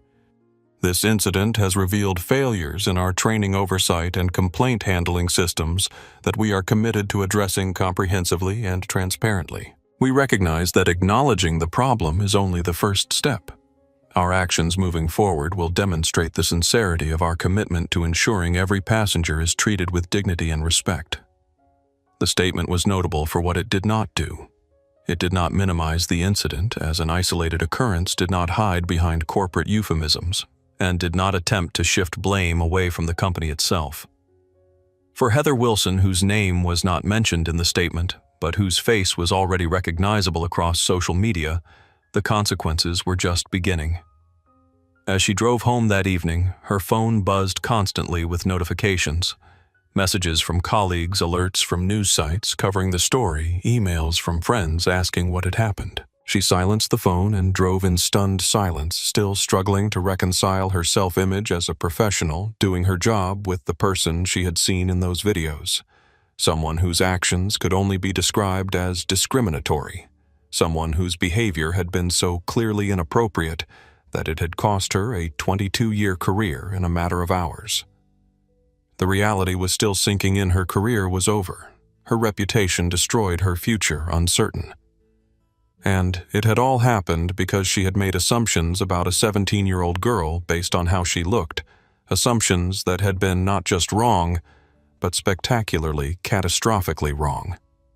As Global Journey Airlines executives managed the crisis from corporate headquarters, the more immediate challenge of Flight 437 still needed to be addressed. 247 passengers had witnessed the confrontation in first class, had seen Heather Wilson escorted off the plane, and were now waiting to learn whether their flight to London would proceed as scheduled or be further delayed.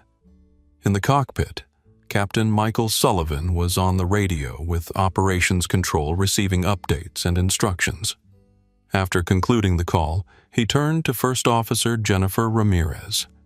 "They are sending a replacement flight attendant for first class, Rachel Brooks from the standby crew. ETA 5 minutes. Jennifer nodded, making a note on her flight plan. "What about the passengers? They have been sitting there for almost an hour now. I am going to make an announcement," Michael decided. "They deserve to know what is happening."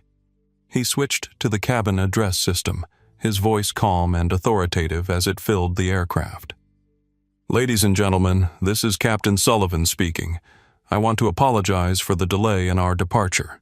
As many of you witnessed, we had a situation involving a member of our cabin crew that required immediate attention. In the first-class cabin, all conversations ceased as passengers listened intently. That situation has been resolved," Michael continued. "The crew member in question is no longer on the aircraft and will not be returning. We are waiting for a replacement flight attendant to arrive, which should take approximately 5 more minutes, after which we will be cleared for an immediate departure. Our estimated arrival in London remains on schedule as we can make up the time en route." He paused, then added something that was not in the standard announcement script. "On behalf of Global Journey Airlines, I want to personally apologize for the unprofessional behavior that occurred on my aircraft today. That behavior does not reflect our values or expectations, and I am committed to ensuring that the remainder of your journey is comfortable and respectful. Thank you for your patience and understanding." The announcement was met with murmurs of approval throughout the cabin. Captain Sullivan had done something rare in corporate culture. He had acknowledged the problem directly without euphemisms or excuses, taken personal responsibility as the aircraft commander, and made a clear commitment to improvement. 5 minutes later, Rachel Brooks boarded the aircraft, her uniform crisp and her manner professionally warm as she made her way to the first-class galley. The cabin crew briefed her quickly on the situation, and she immediately approached Jasmine's seat. "Ms. Reynolds, I am Rachel Brooks. I will be taking over first-class service for this flight," she said, her tone respectful without being obsequious. "Is there anything I can get for you before we prepare for departure?"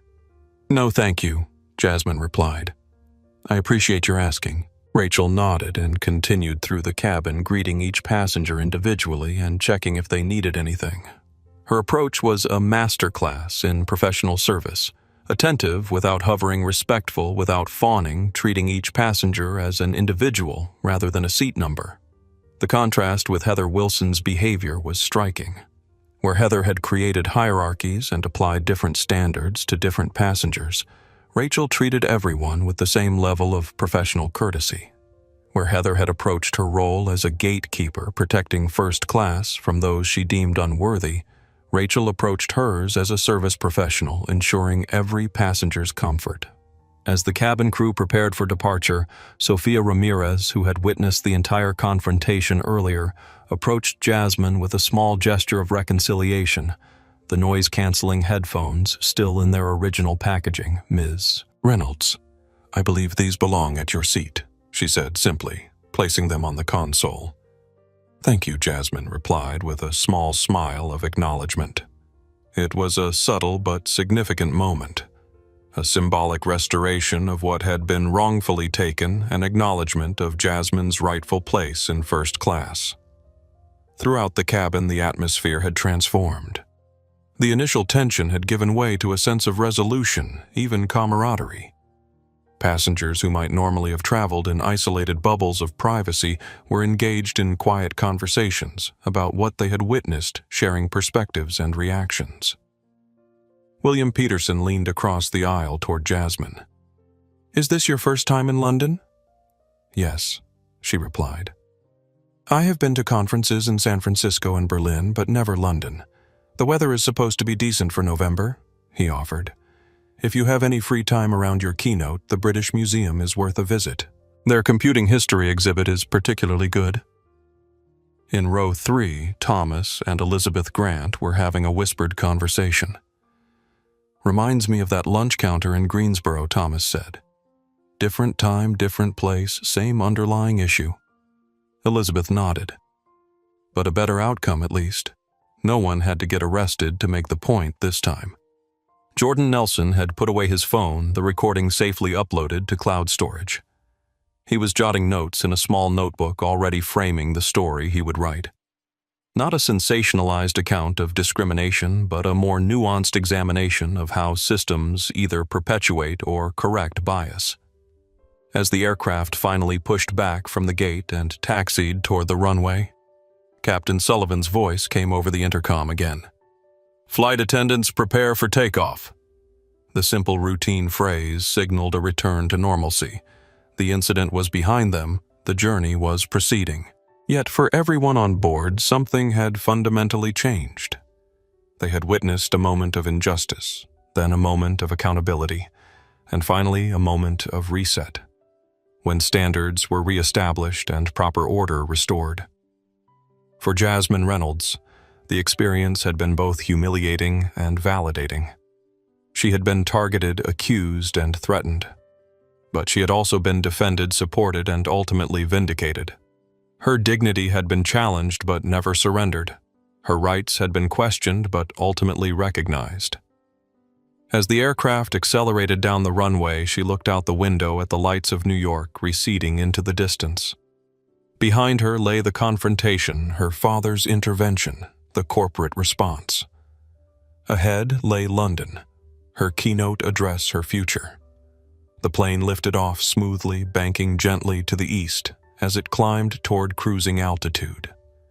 Jasmine felt a sense of parallel ascent, the physical journey matched by a more personal one. She had boarded this flight as a 17-year-old tech prodigy on her way to deliver a speech. She would land as someone who had experienced firsthand the issues her work addressed, the human biases that infected systems, the assumptions that shaped interactions, the patterns that went unchallenged until someone finally said, "This is not acceptable." Rachel moved through the cabin once they reached cruising altitude, offering drinks and setting up the dinner service. When she reached Jasmine's seat, she provided the same attentive service she offered every passenger. No special treatment, no different standards, just professional courtesy offered equally to all. That equality of treatment, that simple professional respect, was precisely what had been missing earlier. It was what Jasmine had requested, what her father had demanded, what the airline executives had ultimately enforced. Not preferential treatment, not special accommodation, just the basic dignity of being treated like everyone else. As the meal service concluded and the cabin lights dimmed for the overnight flight, Jasmine opened her laptop to review her keynote once more. The speech she had prepared was technically sound, academically rigorous, and practically applicable. But now, after today's experience, it felt incomplete. It addressed the what and the how of algorithmic bias, but did not fully capture the why. The human impact, the real-world consequences, the lived experience of being categorized and treated differently based on how you look.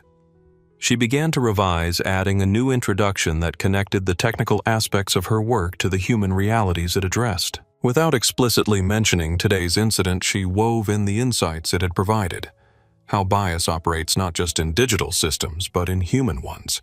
How it shapes interactions and decisions in ways often invisible to those who benefit from it. How challenging it requires both technical solutions and human courage. Around her, the first-class cabin had settled into the rhythm of a transatlantic night flight. Some passengers watched movies on their screens. Others worked on laptops, several had reclined their seats to sleep. The confrontation that had dominated the space hours earlier now seemed distant, already transforming from immediate experience to memory, from raw emotion to reflected understanding. Jasmine saved her revised keynote and closed her laptop. Tomorrow she would deliver a speech about bias detection and correction systems to an audience of tech industry leaders. Tonight she had lived through a case study in how those systems function, or fail to function, in the real world. As she reclined her seat and prepared to sleep, Jasmine reflected on something her father often said. The most powerful lessons are not taught, they are experienced. Today had certainly been an experience, one that had tested her composure, challenged her dignity, and ultimately affirmed her resolve. She closed her eyes as Flight 437 continued eastward through the night, carrying 247 passengers who had witnessed something significant together. A moment when bias was confronted, accountability was enforced, and a system reset itself to align more closely with its stated values. It was not perfect justice, and it would not prevent similar incidents elsewhere, but it was a step in the right direction. and sometimes one step was enough to start a journey. While Flight 437 crossed the Atlantic, the video of Jasmine's confrontation with Heather Wilson was crossing the internet at light speed. Jordan Nelson's original upload had been shared by a tech influencer with millions of followers, then picked up by mainstream news outlets looking for trending content. By the time the sun rose over New York, the hashtag #GroundedByBias had generated over 500,000 tweets. Conversations about race privilege, corporate accountability, and the everyday experiences of discrimination faced by people of color had taken over social media platforms. In Brooklyn, 17-year-old Aaliyah Jackson watched the video during breakfast, recognizing something painfully familiar in Jasmine's experience. "Mom, this is exactly what happened to us at that restaurant last month," she said, turning her phone so her mother could see. "Except nobody stood up for us and no executives came to apologize." Aaliyah's mother nodded grimly. "The difference is her father has power. That is why they listened. But maybe this will make people listen more for everyone," Aaliyah suggested hopefully. "Maybe this video will make people believe us when we tell them what happens." In the suburban Chicago home of William Peterson, a similar conversation was taking place. His 20-year-old daughter, home from college for the weekend, had recognized her father in some of the videos circulating online. "Dad, that was you on the plane. The one who stood up for that girl?" she asked over breakfast. William nodded, somewhat embarrassed by the attention. "I just did what anyone should have done." "But most people do not," his daughter pointed out. "They look away. They pretend not to notice." "You actually said something." Her words carried both pride and gentle accusation. How many times had he looked away in the past? How many incidents had he witnessed without speaking up? "I should have said something sooner," he admitted. "When the flight attendant first started treating her differently, I noticed it, but I did not want to get involved until it became impossible to ignore." It was a moment of honest self-reflection from a man who had always considered himself progressive, but was now recognizing the gap between believing in equality and actively defending it when it mattered. At Global Journey Airline's headquarters, the crisis management team had been working through the night. The company's initial statement had been well received for its directness, but the situation continued to evolve as more videos emerged, more witnesses shared their accounts, and the story gained international attention.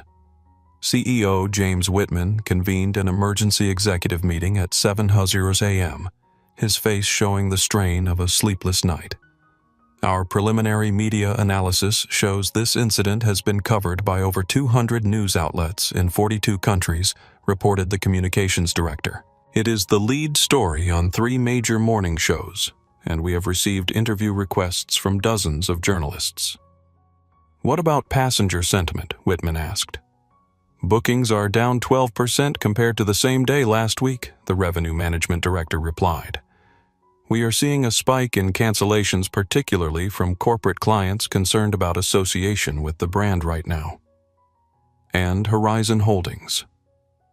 Richard Blackwell, who had been at the center of the initial response, provided the update.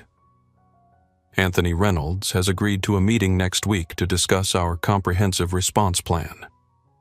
He has made it clear that continuing their corporate contract will depend on demonstrable changes, not just promises." Whitman nodded, understanding the stakes. "Then we need to ensure our response is substantive, not just symbolic. What are our immediate action items?" For the next hour, the executive team outlined a multifaceted approach, a company-wide audit of complaint patterns, mandatory bias, awareness, training for all customer-facing staff, revision of hiring and promotion practices, creation of an independent review board for discrimination complaints, and establishment of clear metrics to measure improvement over time. "This is not just about public relations," Whitman emphasized. "This is about ensuring our company lives up to its stated values." The incident with Ms. Reynolds exposed a gap between who we claim to be and how we actually operate. Our job now is to close that gap. Across the country in Seattle, tech industry leaders were discussing the implications of the viral video for their own companies. At a major social media platform, the diversity and inclusion team was using the incident as a case study in their weekly meeting. "What strikes me about this situation," said the team leader, "is how it parallels the exact issues Jasmine Reynolds addresses in her work on algorithmic bias. Human systems and digital systems suffer from the same fundamental problems: unchecked assumptions, pattern-based decision-making that disadvantages certain groups, and lack of oversight mechanisms.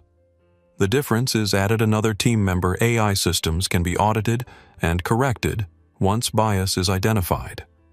Human systems are messier. Are they, though, challenged a third colleague? Global journey. Airlines could implement the same kind of bias detection and correction systems for their human operations that tech companies are building for AI. They could track patterns in complaints, monitor demographic disparities in passenger treatment, identify problem areas, and implement corrections. The idea was compelling, applying the principles of algorithmic bias detection to human organizational behavior. It represented a potential bridge between Jasmine's technical work and its real-world applications beyond AI systems. Meanwhile, other airlines were watching Global Journey's crisis unfold with a mixture of sympathy and self-interest. At competing carriers, executives were quietly ordering reviews of their own complaint handling procedures, customer service training, and bias prevention protocols. This could have happened to any airline, admitted the customer experience VP at a major competitor during a closed-door meeting. "We need to make sure it does not happen to us next." The ripple effect extended beyond the aviation industry. Hotels, restaurants, retail chains, and other service-oriented businesses began examining their own practices. The viral nature of the incident had created a moment of widespread institutional reflection, companies asking themselves not just, "How would we have handled this specific situation?" but the more fundamental question, "Are we vulnerable to the same failures?" As Flight 437 crossed into European airspace, none of the passengers on board, not even Jasmine herself, were aware of how far their story had already traveled or how many conversations it had sparked. What had begun as one flight attendant's biased treatment of one passenger had expanded into a global conversation about discrimination, accountability, and the gap between proclaimed values and actual practices. The incident had become something larger than itself, a case study, a catalyst, a mirror in which individuals and institutions could examine their own behaviors and biases. And somewhere over the Atlantic, as dawn broke over the horizon, Jasmine Reynolds slept peacefully in Seat 1A, unaware that her experience was already changing the world she would soon be addressing in her keynote speech. The arrival hall at Heathrow Terminal 5 hummed with the controlled chaos typical of major international airports. Passengers streaming through customs, reuniting with loved ones, or hurrying toward ground transportation. Amid this flow of humanity, Jasmine Reynolds emerged from the secure area, pulling her carry-on suitcase and adjusting her backpack. She had expected to navigate her way to the hotel alone, armed with the conference organizer's instructions and her own resourcefulness. Instead, she found a driver in a dark suit holding a tablet displaying her name. Beside him stood Amara Jackson, Global Journey's London Customer Relations Manager, who had escorted Jasmine through expedited customs. "Ms. Reynolds, Amara said the car is ready whenever you are. We have arranged direct transportation to your hotel." "Thank you," Jasmine replied, slightly overwhelmed by the attention. "This is not necessary, but I appreciate it." "It is the least we can do," Amara assured her. "Mr. Whitman is very concerned that the remainder of your London experience be as smooth and pleasant as possible." As they walked toward the exit, Jasmine noticed a small cluster of reporters with cameras and microphones near the arrivals gate. One of them spotted her and nudged the other's cameras swiveling in her direction. "Ms. Reynolds." "Can we get a statement about yesterday's incident?" called out a journalist moving toward them. Amara smoothly guided Jasmine toward a side exit. "We can avoid the media if you prefer. There has been quite a bit of coverage overnight." "How did they even know I was on this flight?" Jasmine asked, surprised by the press presence. "The video has gone viral," Amara explained. Global Journey issued a statement which named you as the passenger involved. I am afraid the story has caught significant attention, particularly given your professional standing in the tech community. They reached the car, the driver holding the door, as Jasmine slid into the back seat. Amara joined her while the driver loaded her luggage into the trunk. I did not expect this level of interest, Jasmine said, watching through tinted windows as the journalists regrouped, looking around for their missed opportunity. The timing amplified the story, Amara explained. With your keynote at the Future Innovators Summit today, there is a powerful narrative. A young expert on bias detection systems, experiencing bias firsthand en route to speak about that very topic. The car pulled away from the terminal, merging into the morning traffic heading toward central London. Jasmine checked her phone for the first time since landing and found it overwhelmed with notifications. Texts from friends who had seen the video, emails from journalists requesting interviews, social media mentions by the thousands. This is a lot, she said quietly. It is entirely up to you how you want to handle it, Amara assured her. Global Journey will support whatever approach you choose, whether that is declining all media requests, issuing a brief statement, or participating in selected interviews. Jasmine considered her options. She had not sought this spotlight, had not wanted her personal experience to become a public narrative. Yet there was an opportunity here, a chance to connect her theoretical work on bias detection to a vivid real-world example that people were already engaged with. I think I need some time to decide, she said finally. My priority right now is preparing for my keynote this afternoon.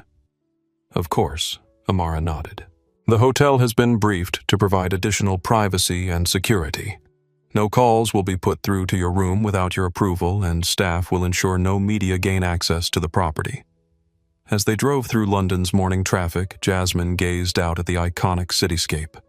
The historic architecture juxtaposed with modern glass towers, the Thames flowing beneath centuries-old bridges, red double-decker buses navigating narrow streets. She had been looking forward to exploring this city, perhaps visiting the British Museum or taking a walk along the South Bank. Now she wondered if that would be possible with media attention following her. Have there been other incidents like mine on Global Journey flights? She asked suddenly, turning back to Amara. The question caught the airline representative off guard. I do not have specific statistics, she replied carefully. But your experience has prompted a comprehensive review of our complaint patterns and response procedures. That is good, Jasmine said, because I suspect what happened to me is not unique, just uniquely visible because it was recorded and because my father has influence. Amara nodded, looking slightly uncomfortable with this direct acknowledgement of corporate reality. You are probably right, she admitted. Which is why Mr. Whitman is taking this as an opportunity for genuine reform, not just crisis management. The car pulled up to the entrance of the Langham London, one of the city's most prestigious historic hotels. The doorman approached immediately, opening Jasmine's door and welcoming her by name. Ms. Reynolds, welcome to the Langham. We are honored to have you with us. The VIP treatment continued in the lobby, where the hotel manager personally greeted her and escorted her to the front desk for an expedited check-in. No mention was made of the viral video or the incident on the plane, but the heightened attention suggested everyone was well aware of who she was and why she warranted special handling.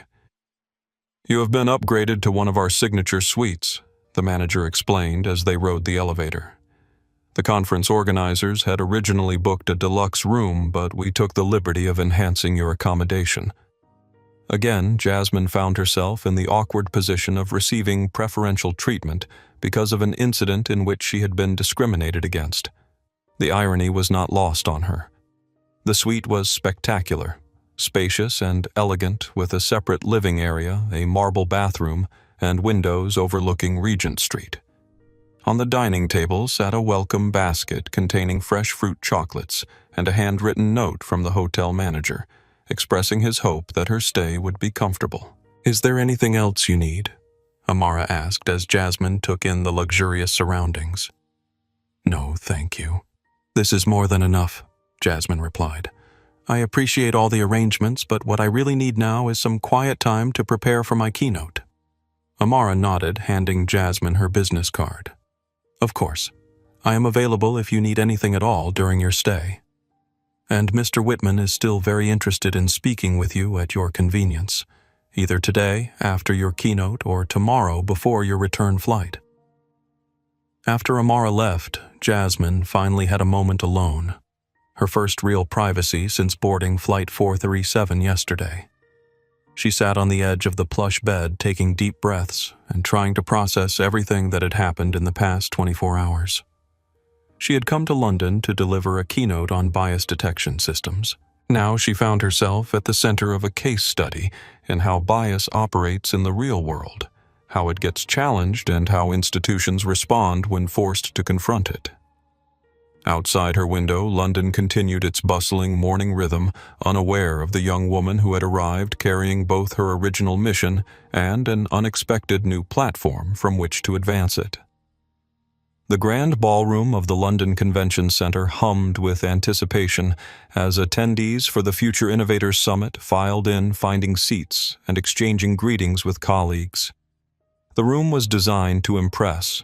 Soaring ceilings with crystal chandeliers, state-of-the-art audiovisual equipment, and seating for over 800 people arranged in a gentle arc facing the elevated stage. Behind the scenes in a small preparation room, Jasmine Reynolds sat alone reviewing her slides one final time. She had spent the morning reworking sections of her presentation, connecting her technical framework more explicitly to the human experiences it was designed to address. The airline incident had provided a perfect case study, not because she wanted to center her personal experience, but because it illustrated precisely the kinds of pattern-based discrimination her algorithm was designed to detect. A knock at the door interrupted her concentration. 10 minutes, Ms. Reynolds called a staff member. "Thank you," she replied, closing her laptop. Jasmine stood and straightened her blazer, a deep blue one she had packed specifically for this occasion professional without being stuffy. She checked her appearance briefly in the mirror, adjusting her natural hair, which she had styled in a neat updo rather than the ponytail she had worn on the flight. At 17, preparing to address hundreds of industry leaders, Jasmine felt the weight of expectations, not just professional ones related to her technical expertise, but now also the unasked-for responsibility of representing something larger. Overnight, she had become not just a young tech prodigy, but a symbol of resistance to discrimination, a focal point for conversations about bias and belonging. Another knock, more insistent this time. 5 minutes, Ms. Reynolds. They are ready for you. Jasmine took a deep breath, centered herself, and headed for the stage. As she waited in the wings, she could hear the conference organizer making her introduction. Our next speaker represents the future of ethical AI development. At just 17, she has developed a framework for algorithmic bias detection that is already being implemented by major financial institutions, healthcare systems, and technology companies worldwide. Her FAIR protocol: Fairness in Algorithmic Information. Reasoning provides a systematic approach to identifying and correcting bias in machine learning models. Please welcome Jasmine Reynolds. Applause filled the ballroom as Jasmine walked onto the stage, her steps confident despite the flutter of nerves in her stomach. The lights were bright, the audience a sea of attentive faces. She noticed with a start that the crowd was larger than expected. Standing room only at the back, with additional chairs having been brought in to accommodate the overflow. She reached the podium, connected her laptop to the presentation system, and waited for the applause to subside. Then, departing from her prepared opening, she began with a simple statement. Yesterday, on my flight to London, I experienced something that many of you have likely seen online by now, a clear example of human bias in action. A ripple of recognition moved through the audience. Many had indeed seen the video which explained the unexpected attendance surge. They had come not just for the technical content, but to see the young woman whose dignity in the face of discrimination had impressed millions. I did not plan to start with that story, Jasmine continued, but it provides a perfect entry point to the work I am here to discuss. Because bias is not just a technical problem in our algorithms. It is a human problem that manifests in our technologies, because humans create those technologies. She advanced to her first slide, which displayed a simple but powerful equation. Biased data plus unexamined assumptions equals biased outcomes. When we feed our AI systems data that reflects historical patterns of discrimination, those systems learn to perpetuate those patterns, she explained. When facial recognition systems fail to accurately identify darker-skinned faces, when hiring algorithms downgrade candidates with women's colleges on their resumes, when credit scoring models penalize applicants from certain zip codes, these are not technical glitches. They are reflections of societal biases encoded into our systems. The audience was completely engaged, many taking notes, others nodding in recognition of issues they had encountered in their own work. But here is the key insight that drives my research. Jasmine continued advancing to the next slide. The same patterns that allow us to detect bias in algorithms can help us identify bias in human systems.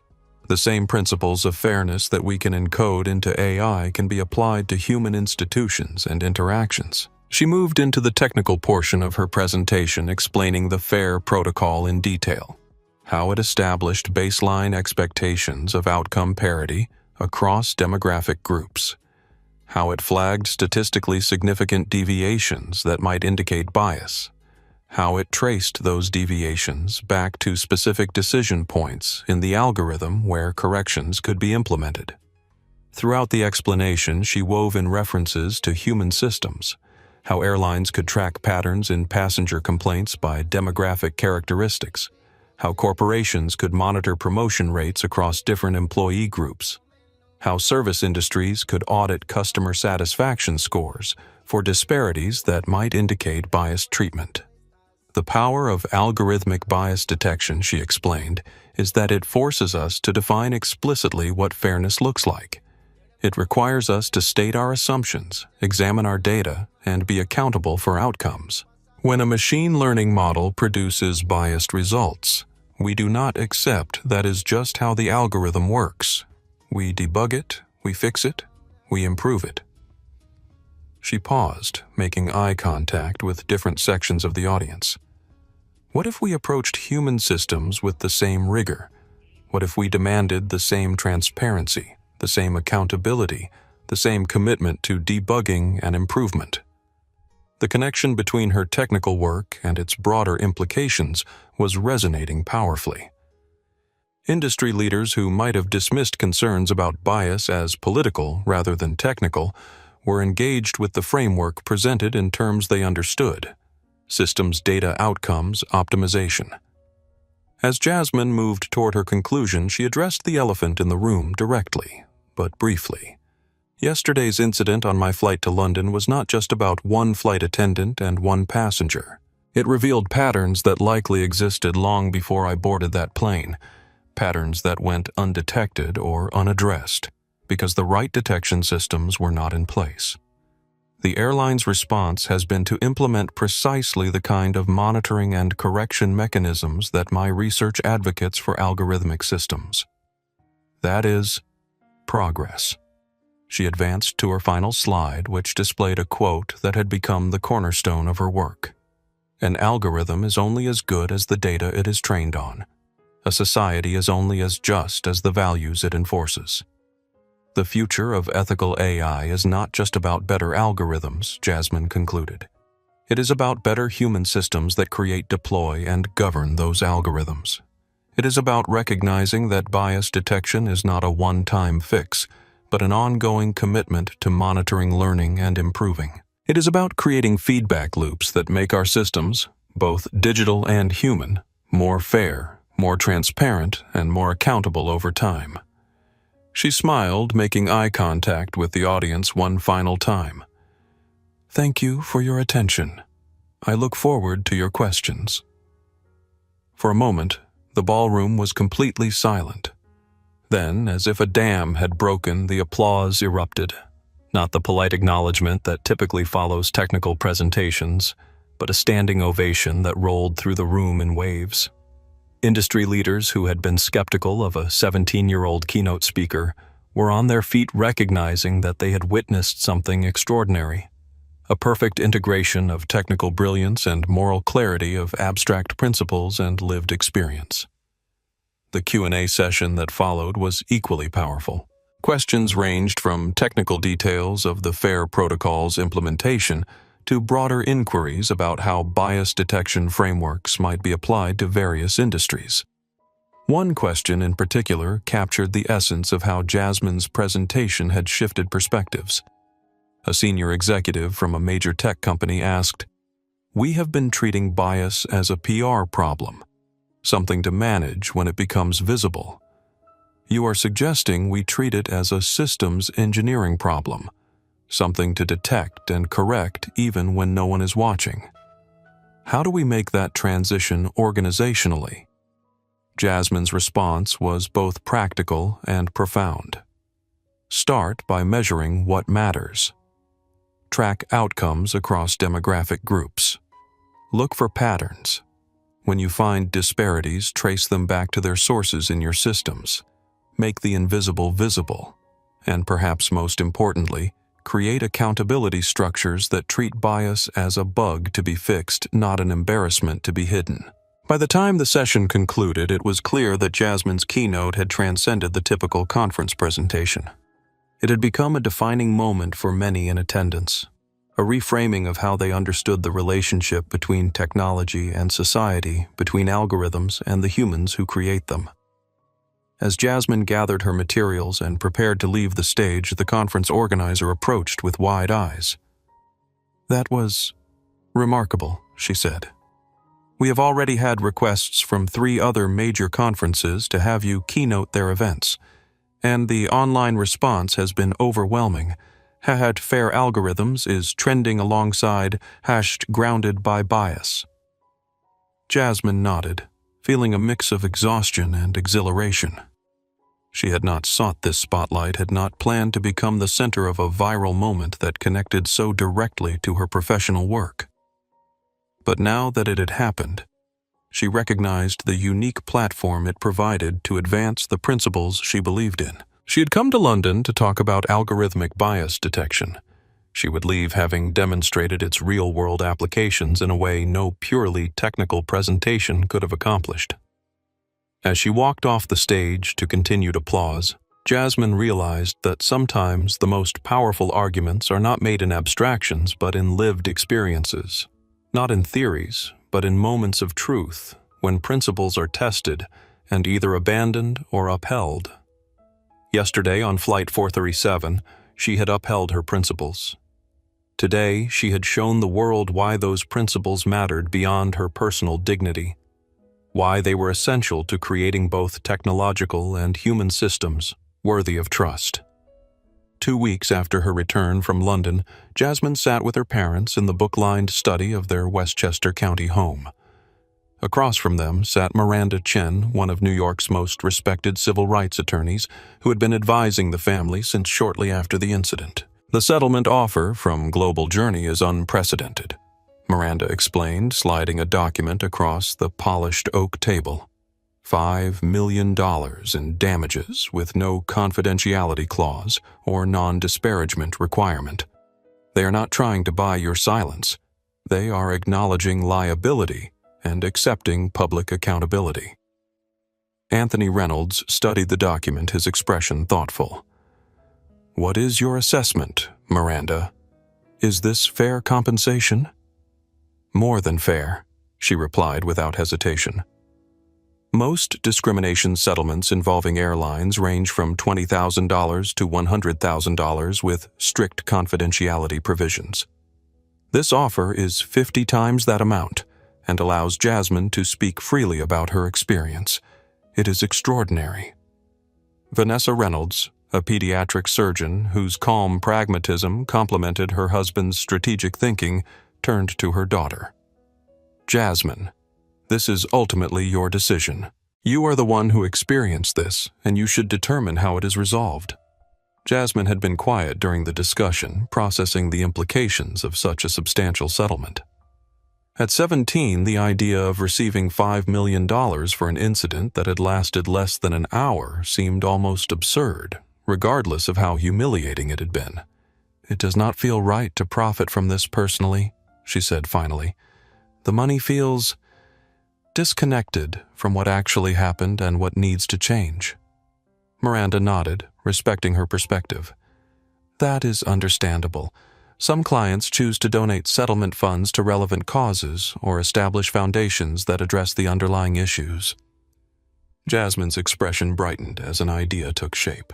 "What if we used the entire settlement to create an initiative focused on bias detection and correction in service industries?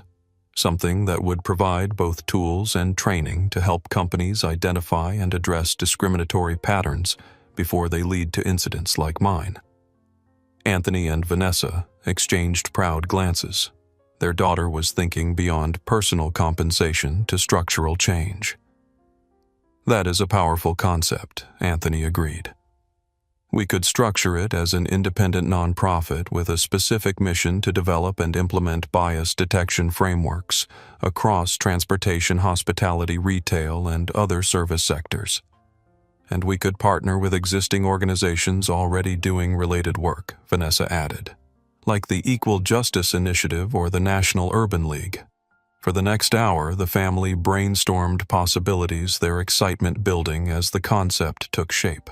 By the end of the evening, the outline of the Equal Skies Initiative had emerged, a foundation that would use the entire settlement amount to fund research, develop training programs, and create practical tools for bias detection and correction.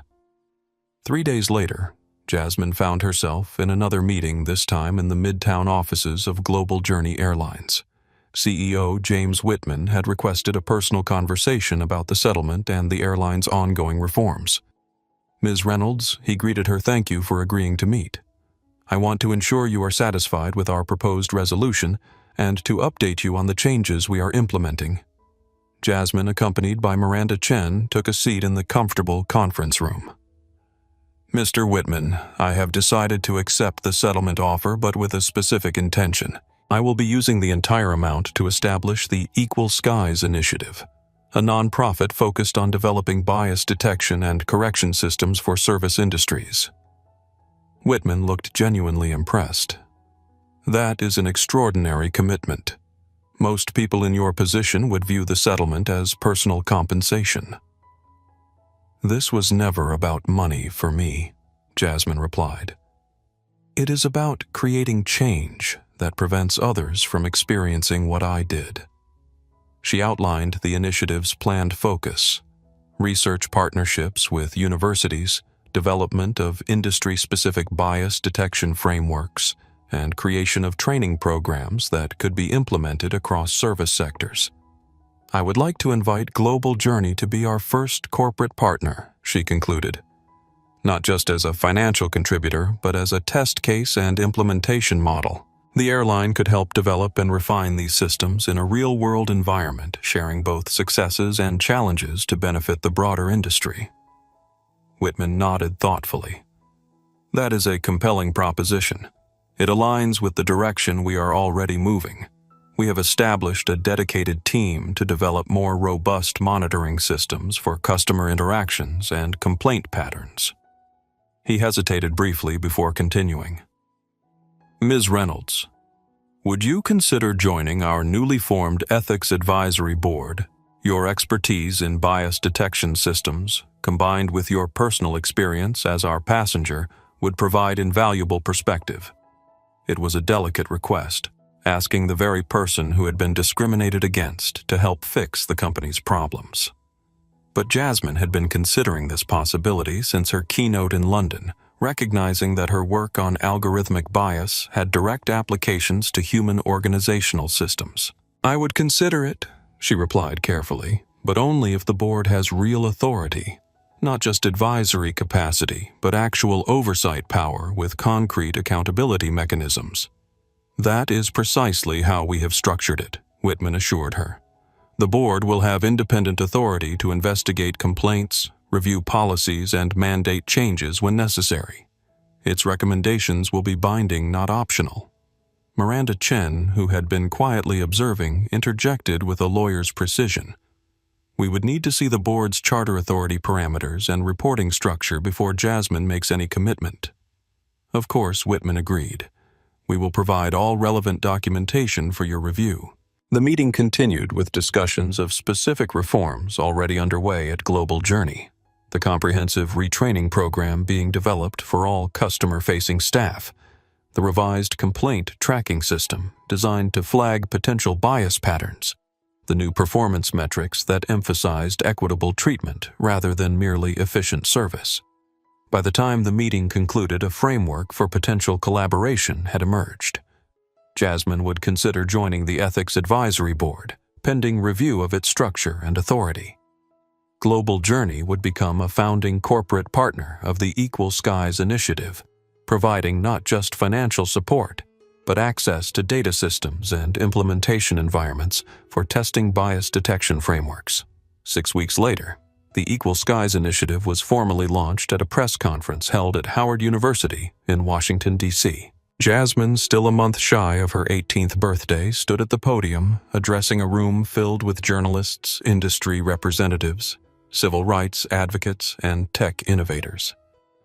The Equal Skies Initiative begins with a single premise. She explained her composure and articulation belying her youth. Bias can be detected and corrected systematically, whether in algorithmic systems or human organizations. We do not have to accept discrimination as inevitable or address it only after the damage is done. She outlined the initiative's 3 core programs. Research and development focused on creating industry-specific bias detection frameworks. Training and implementation designed to help organizations adopt these frameworks effectively. And accountability and certification, which would provide independent verification of companies' bias prevention efforts. We are starting with the transportation sector, Jasmine announced, with initial partnerships across airlines, railways, and rideshare companies. But our vision extends to all service industries where bias can affect customer experiences and outcomes. The announcement generated significant media coverage with particular attention to Jasmine's decision to direct the entire settlement towards structural change rather than personal benefit. Headlines ranged from teen tech prodigy turns discrimination settlement into force for change to from passenger to pioneer. How one incident sparked an industry revolution. Within days, the initiative had received inquiries from dozens of companies across various service sectors, retail chains, hotel groups, financial institutions, healthcare systems, all interested in implementing more robust bias detection and correction mechanisms. Global Journey Airlines, as the founding corporate partner, took a leading role in piloting the initiative's first comprehensive framework. The airline established a dedicated data team to track customer interactions and outcomes across demographic groups, identifying potential disparities that might indicate bias. When patterns emerged, they were traced back to their sources, specific policies, training gaps, or individual behaviors, where targeted interventions could be implemented. The results were promising. Within 6 months, passenger complaints related to discriminatory treatment had decreased by 62%. More significantly, the demographic distribution of those complaints had shifted toward proportional representation across passenger groups, suggesting more equitable treatment rather than simply fewer reports. Other airlines began implementing similar systems, partly driven by competitive pressure, partly by genuine commitment to improvement, and partly by fear of becoming the next viral discrimination incident. The ripple effect continued to expand with transportation industry publications regularly featuring case studies, best practices, and implementation guides related to bias detection systems. For Jasmine Reynolds, the evolution from passenger to pioneer represented an unexpected but powerful convergence of her personal experience and professional expertise. The algorithm she had developed for detecting bias in AI systems was now being adapted for use in human organizations, creating feedback loops and correction mechanisms that made discrimination harder to perpetuate and easier to address. As she prepared to start college the following fall, having received full scholarships from multiple prestigious universities, Jasmine reflected on the strange journey that had begun with a flight attendant's biased treatment and led to an initiative that was already changing industry practices. The settlement money that had seemed so excessive for a single discriminatory incident was now properly scaled to its purpose, not as compensation for one person's humiliation, but as investment in preventing countless similar experiences across entire industries. The Equal Skies initiative had transformed what could have been merely a moment of injustice into a movement for structural change, exactly the kind of response that Jasmine had advocated for in her work on algorithmic bias detection. Sometimes she realized the most powerful algorithms are not written in code, but in human commitments to identify patterns, correct errors, and continuously improve systems, whether digital or organizational, to better serve all users equally. Autumn sunlight streamed through the windows of a first-class cabin as Jasmine Reynolds settled into Seat 1A on Global Journey Airlines Flight 437. The same flight number, same route, same seat, where everything had begun exactly 1 year earlier. The symmetry was intentional, a deliberate choice to mark the anniversary not just of an incident, but of the transformation it had catalyzed. At 18, Jasmine carried herself with the same quiet confidence, though now it was enhanced by a year of extraordinary experiences. She had completed her freshman year at MIT with perfect grades while simultaneously guiding the Equal Skies initiative through its crucial early development. The foundation had grown from concept to reality, employing a staff of 22 and partnering with over 40 corporations across multiple service industries. As she arranged her belongings, Jasmine noticed subtle changes in the first-class cabin. A more diverse flight crew, a QR code prominently displayed with information about Global Journey's bias reporting system tablets that flight attendants carried with passenger data deliberately stripped of photos or demographic indicators that might trigger unconscious bias. The lead flight attendant, a woman named Serena Jackson, approached with a warm, professional smile. "Ms. Reynolds, welcome aboard. Can I get you anything before takeoff?" "Just water, please," Jasmine replied, appreciating the simple respect in the interaction. No excessive deference because of who she was. Now, no suspicion about whether she belonged, just the straightforward courtesy that should be every passenger's experience. Serena returned with the water, then hesitated briefly. "Ms. Reynolds, I hope it is not inappropriate, but I wanted to thank you personally. The changes implemented after last year's incident have transformed our work environment.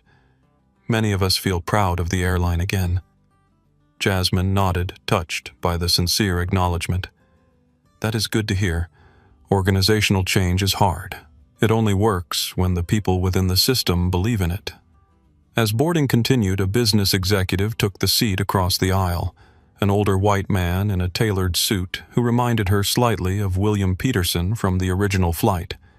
He did a double-take upon recognizing her. "You are Jasmine Reynolds," he said. "I saw your TED Talk last month. Brilliant framework for detecting pattern-based discrimination in complex systems." "Thank you," she replied, still somewhat uncomfortable with being recognized by strangers. "I am Jonathan Mercer, Chief Compliance Officer at Goldman Sachs," he continued. "We have been implementing your FAIR protocol in our lending algorithms. The results have been eye-opening.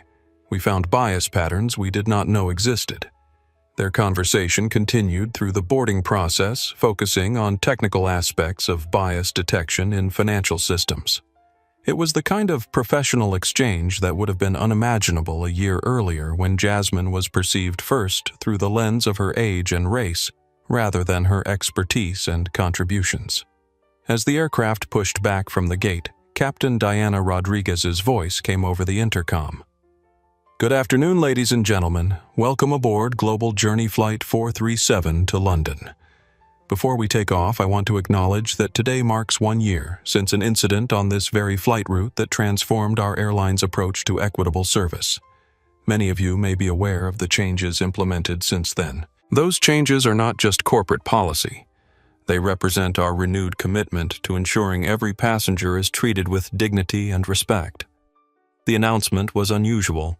Airlines typically avoided calling attention to past failures, but it reflected Global Journey's new transparency-focused culture.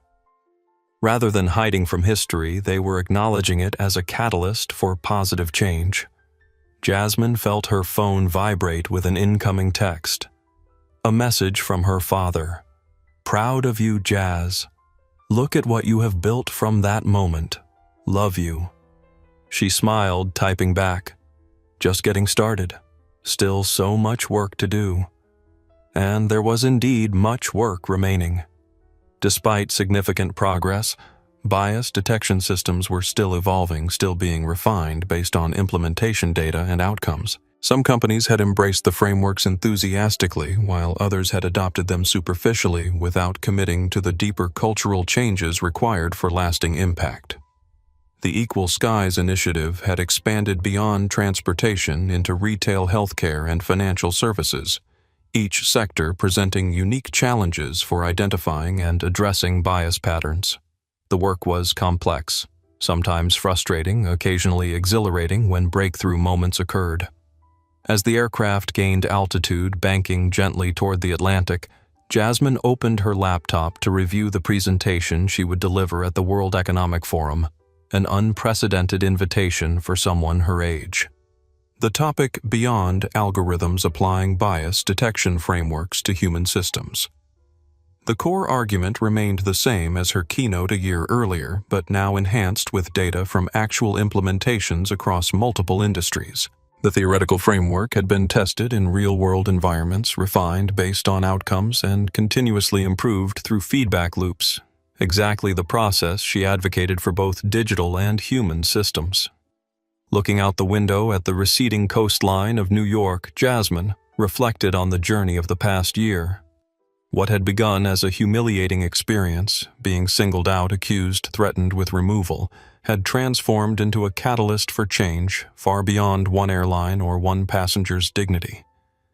The Equal Skies initiative now had partnerships with over 40 corporations, foundations, and academic institutions. Its bias detection frameworks were being implemented in systems affecting millions of customer interactions daily. Its training programs had certified hundreds of corporate leaders in equitable service practices. And perhaps most significantly, it had shifted the conversation from treating bias as inevitable to treating it as detectable and correctable through systematic approaches. None of this would have happened without that confrontation in first class a year ago. A painful moment that had been transformed into purpose. A single incident that had revealed structural patterns, an individual humiliation that had catalyzed institutional change. As Flight 437 reached cruising altitude, Jasmine closed her laptop and leaned back in her seat, allowing herself a moment of satisfaction. The journey was not complete. Bias detection and correction was ongoing work, not a destination to be reached. But meaningful progress had been made, systems had been improved, and patterns that once operated unchecked were now visible and addressable. Sometimes the most important journeys began with the most difficult moments. This flight, from New York to London, from confrontation to transformation, was proof of that. The wheels of Flight 437 touched down at Heathrow Airport with the gentle bump and squeal that signaled the physical conclusion of a journey that had come full circle. As the aircraft taxied toward the terminal, Jasmine gazed out at the familiar landscape of London, so different from when she had first arrived a year earlier, not the city itself, but the circumstances of her presence within it. Then she had been a 17-year-old prodigy recovering from public humiliation, determined to deliver her keynote despite the emotional turbulence. Now she returned as the founder of a respected initiative invited to address global leaders about the systematic approaches to bias detection and correction that had grown from that difficult moment. The aircraft reached its gate and passengers began the usual choreography of disembarking, collecting belongings, filing into the aisle, moving toward the exit in an orderly procession. Jasmine waited patiently in no rush to leave her seat. As she prepared to join the queue, Serena, the lead flight attendant, approached once more. "Miss Reynolds, before you go, I wanted to give you something." She handed Jasmine a small envelope. "The crew collected this. We thought you might appreciate it." Curious. Jasmine opened the envelope to find a card signed by every member of the flight crew along with a simple note. "Thank you for making us better. Your courage changed our airline." The gesture was unexpected and touching, an acknowledgement not from corporate executives implementing policy changes, but from the frontline staff whose daily interactions had been transformed by those changes. "Thank you," Jasmine said, genuinely moved. "This means more than you know." As she walked through the jet bridge toward the terminal, Jasmine noticed a young black girl, perhaps 12 or 13, watching her with wide-eyed recognition. The girl tugged at her mother's sleeve and whispered something, then approached hesitantly. "Excuse me," she said, her voice carrying a hint of a London accent. "Are you Jasmine Reynolds?" Jasmine smiled, nodding. I am Zora." The girl continued. "I am learning to code because of you. I watched your TED Talk with my class and our teacher told us about what happened on the plane last year." Her mother stepped forward. "You have been an inspiration to her. She has already built a simple algorithm to analyze bias in school disciplinary actions. Found some pretty striking patterns, too." Jasmine knelt slightly to meet Zora at eye level. "That sounds like important work. The world needs more people asking those questions and building those tools." "Were you scared?" Zora asked suddenly. "When they treated you that way on the plane?" The question was direct, honest, in the way children often are. Jasmine considered it carefully. "Yes," she admitted. "I was scared and embarrassed and angry, but I knew I had to stand my ground because I had not done anything wrong." Zora nodded solemnly. "My mom says sometimes the hard moments make us stronger." "Your mom is very wise," Jasmine replied, glancing up with a smile at the woman who was raising such a thoughtful daughter.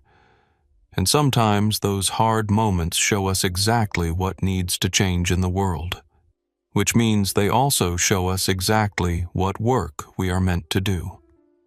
As they parted ways in the terminal, Jasmine watched the young girl walk away, animated now as she chatted excitedly with her mother. In that brief exchange, the journey had truly come full circle. From experiencing discrimination to inspiring a new generation to build better detection systems and create more equitable environments. One incident, one flight, one moment of standing firm had rippled outward in ways Jasmine could never have anticipated. The circle was complete, but the ripples continued to spread, touching lives and systems far beyond that first-class cabin where it had all begun. Jasmine Reynolds stood at the edge of the South Bank, gazing across the Thames at London's skyline as evening descended. The iconic structures, Tower Bridge, the Shard, the dome of St. Paul's Cathedral, were illuminated against the deepening blue of twilight, their reflections shimmering on the river's surface. She had just concluded her address at the World Economic Forum, where global leaders had listened intently to her framework for applying bias detection systems across industries. The response had been overwhelmingly positive, with commitments from several major corporations to implement pilot programs in partnership with the Equal Skies initiative. Her phone buzzed with the notification.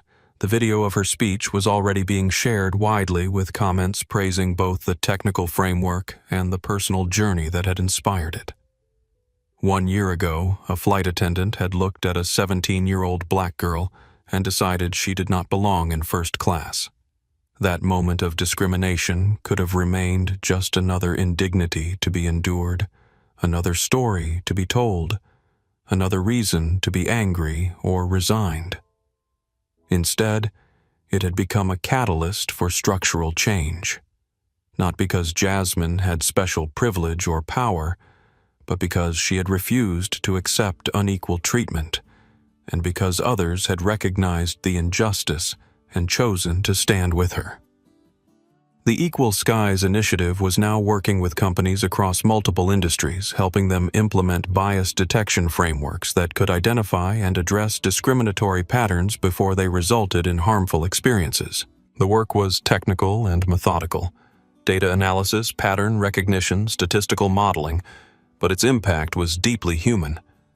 Every time a customer was treated with equal dignity regardless of appearance, every time a qualified applicant received fair consideration, regardless of background, every time a patient received appropriate care, regardless of ethnicity, these human moments of equity and respect were the true measure of the initiative's success. As Jasmine watched the lights of London reflected on the Thames, she thought about the countless people whose daily experiences were shaped by the systems, both technical and human, that surrounded them. Most would never know when bias detection frameworks had prevented discriminatory treatment. They would simply experience the dignity and respect that should have been theirs all along. That was the ultimate goal, not recognition or accolades, but the quiet transformation of systems to better serve all people equally. The work was not finished. It had barely begun. Bias detection was an ongoing process, not a one-time fix. But meaningful progress had been made and momentum was building. One person standing firm against injustice could make a difference. One moment of discrimination could be transformed into a movement for equity. One algorithm could help detect patterns invisible to the naked eye. One framework could guide organizations toward more just and inclusive practices. The lights across the river grew brighter as darkness fell completely. Jasmine took one last look at the city before turning to head back to her hotel. Tomorrow would bring more meetings, more implementation planning, more work toward systems that treated people with equal dignity. The journey that had begun in Seat 1A of Flight 437 continued. Not a circle completed, but a spiral expanding outward, touching more lives, improving more systems, creating more moments where people were seen and respected for who they were rather than judged by how they looked. That was a journey worth taking, one step at a time, one system at a time, one change at a time, until Equal Skies were not just an initiative's name, but a reality for all. If this story resonated with you, please take a moment to like, share, and subscribe. Your support helps us continue sharing powerful stories of dignity, courage, and change. Remember that each of us has the power to stand firm when faced with injustice, and together we can create systems that treat everyone with the respect they deserve. Have you ever witnessed or experienced discrimination and stood your ground? Share your story in the comments below. Your voice matters, and your experience could inspire others to speak up when it counts. Thank you for watching. And until next time, remember that sometimes the most powerful response to prejudice is simply refusing to be diminished. Вот, сейчас Рома включай. Только отмотай, где он сказал вот это вот.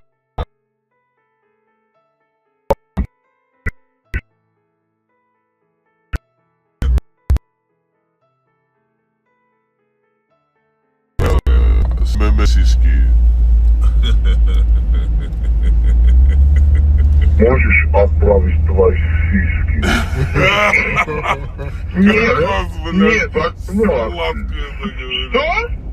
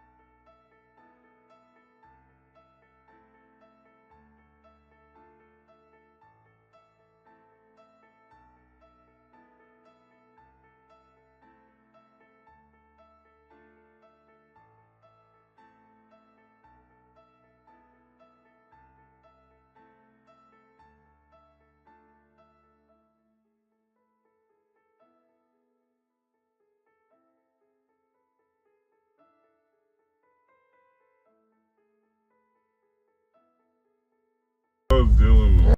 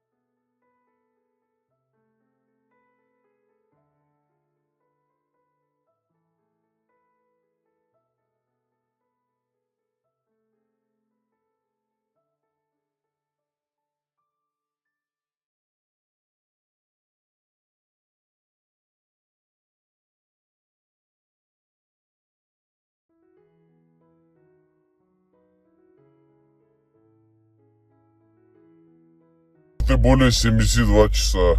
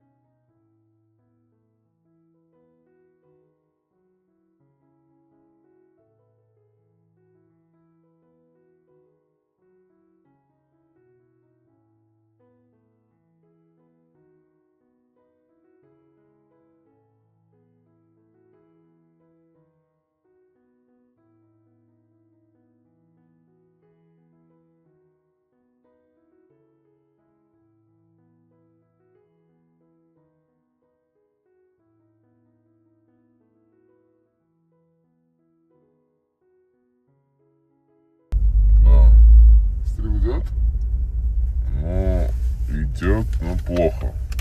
Попробуй Включи, все. Выключить или включить? включить. Включен. Включен?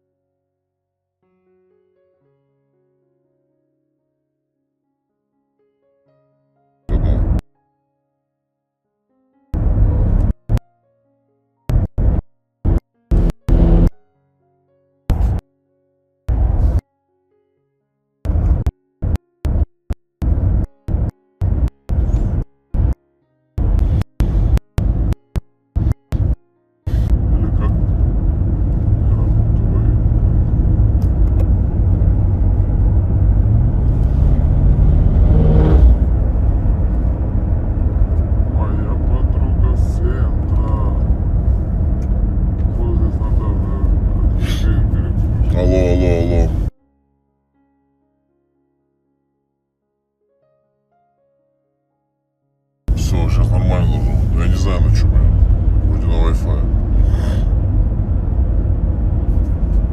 Да, пошел. Да. Пацаны. Все рубает, да? Да. Айфоем рубает. Уже приехали. Приехали. Самую бля. кульминацию пропустили, прикинь. Остальное на месте дослушайте.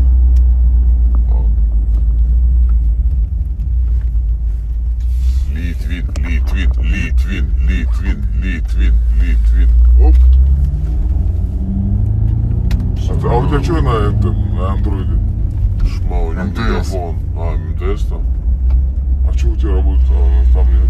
Короче, я не знаю, что это за прикол такой. Мы уже обсуждали его по Самуэлем. Так. Что намного стабильнее работает на этом. И VPN, и сеть. Вообще, в принципе, все. Я не знаю, с чем это связано. Ну, он... Андроид вперед, бля. Вот ты хуй слышал? Все равно андроид лучше. Все равно iPhone лучше. Что ты за... А тут красиво, братан. Даже спина дернула. Трансформ. Вот. Трансформ. Называется. О, Рошан Амбассадор, короче, трансформер, блядь. Сдаем мы сейчас М5 на Весту. фу, это что стоит, ёпта. Вот она, вот цель. смотри-ка экран-то, вот, брат. Бомбовый цвет, нет? Вишня. Такой вишневый. Нет, это этого пацана. Все диски прикольные. Да, в салоне он стоит. Тут это можно оставить? Ах, чего здесь стань? Почему там син стоит, брат? Шма, вот сюда встань. Да, типа вы охуели. Не, шма, вот, да, место было для тебя. Охуем, шма. Вась, ты инвалида парковку занимаешь? Да, он такой, он же, такой ах, че, я нога болит. Знаешь, как люблю. БМВ, ну надо будет доплатить. А пока вы здесь не ломаком не сели, Смело. Вот же он мой брат. Здравствуйте, здравствуйте. Или? Деньги нету. Приветствую. Александр. Самвел. Даня. Самвел. Как Все четко.